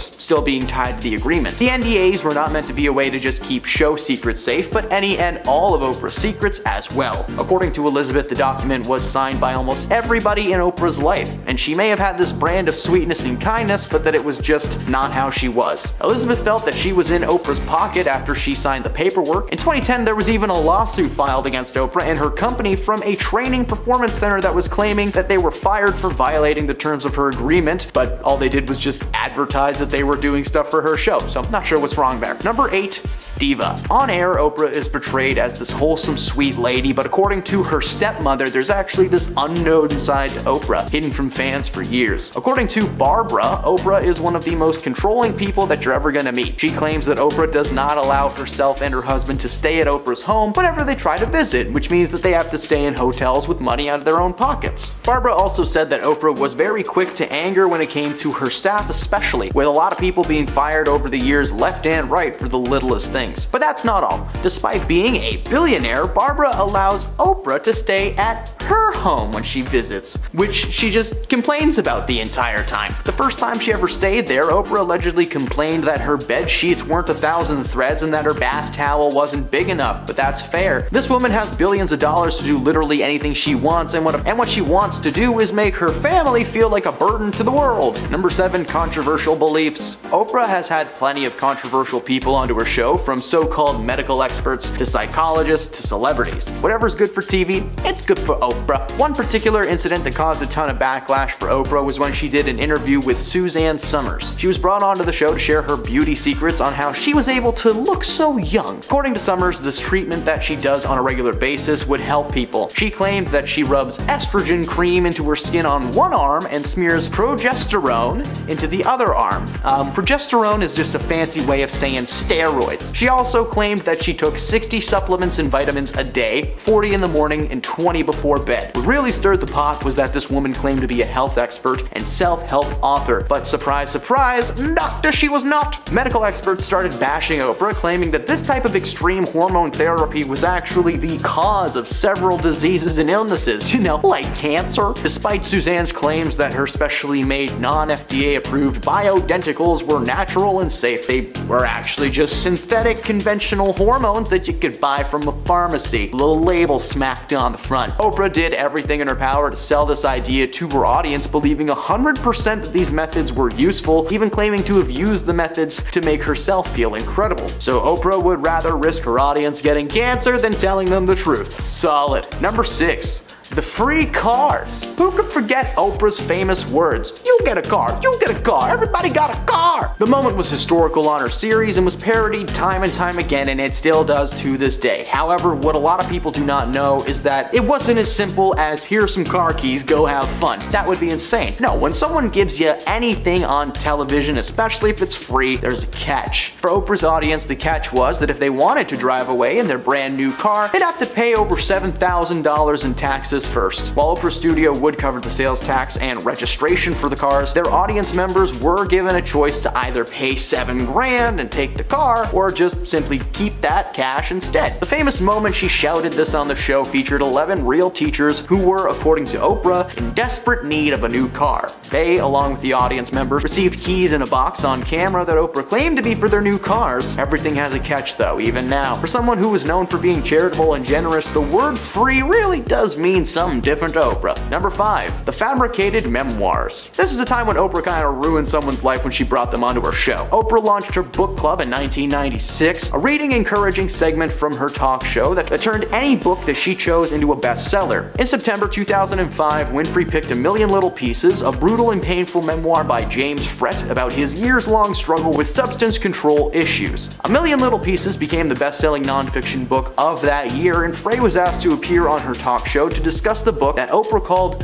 gut-wrenching. However, the following year, a news outlet ran a very expositive article about Frey after it was discovered that he made up or juiced large portions of his memoir. For example, there is a section of the book that tells a story of Frey surviving a fatal train crash that took the lives of 2 teenagers. Well, he was never on that train and he didn't have anything to do with that situation. He just wrote about it and was like, I was there. Weeks after the article broke, Oprah asked Frey to return to the show, where he faced livid viewers and an even more livid Oprah. She told James that she felt duped and betrayed, which was a feeling that was shared by her audience and millions of readers around the world. When she asked James why he felt the need to lie to herself and her readers, he tried everything, making every excuse he could think of, and he claimed that he altered a lot of details, but that the overall plot was real. Well, the studio audience responded with a massive wave of boos, gasps, and groans, and Winfrey later apologized for the mistreatment from her audience, because that wasn't her intention. But the damage was already done, and this dude's career as a writer is non-existent. Number 4. Lance Armstrong. 7-time Tour de France winner Lance Armstrong has gone down in history as a man who's unable to ride a bike without chemical training wheels. In an interview with Oprah Winfrey in 2013, Lance was brought on to discuss the allegations floating around regarding his status as a Tour de France winner. Several sources claimed that Lance had to take performance-enhancing substances to win each and every race, as well as a type of transfusion involving the red life juice that flows inside all of us. Armstrong went on air and fessed up to every single thing that people were claiming he had done. However, he did deny the notion that he was like a mastermind who would control his teammates and force them to join in his extracurricular activities. But amidst his admission of guilt, say that 10 times fast, there was a moment where he tried to pin the situation on his battle with cancer. He wraps it up by saying that he should have tried harder to cancel the culture rather than to create a problem. Well, unfortunately for him, he was stripped of all 7 Tour de France titles and has since lived in exile among the cycling community. Number 3.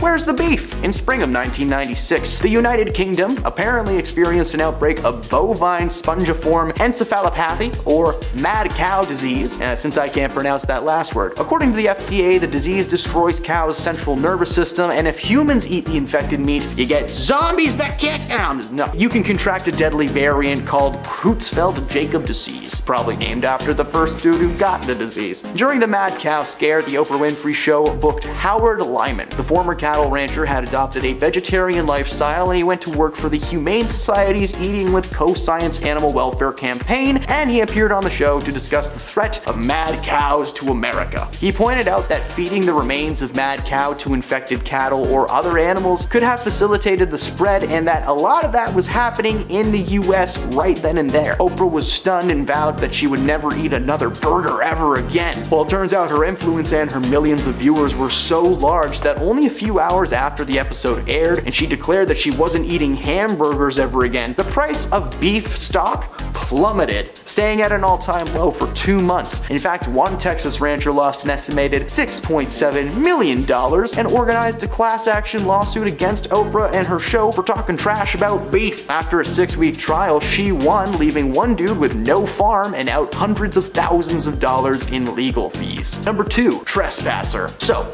there's a video circulating the internet that a lot of people are interpreting as a direct message to Oprah Winfrey. Jason Momoa released a video on his Instagram a few weeks ago urging tourists not to come to Maui as the place was on fire and, they didn't need anybody's help. He claimed that he appreciated anyone sharing love for the people of Maui and continued to say that there was someone trying to scam people out of money that was pretending to be him online. After sharing links to several sites that were directly linked to putting money into the pockets of the people of Maui, fans decided to focus on the bit about people staying away. Now, at the same time that this was happening, Oprah and The Rock had announced the People's Fund of Maui, and the thing was that caused a lot of backlash for Oprah. And in Jason's video, he does not include a link to the charity and doesn't even acknowledge its existence. He has since spoken about the charity, but has never actually said the names Oprah or Dwayne out loud. People are just putting 2 and 2 together though, and the internet has decided that Jason Momoa has called Oprah Winfrey a trespasser. Number 1.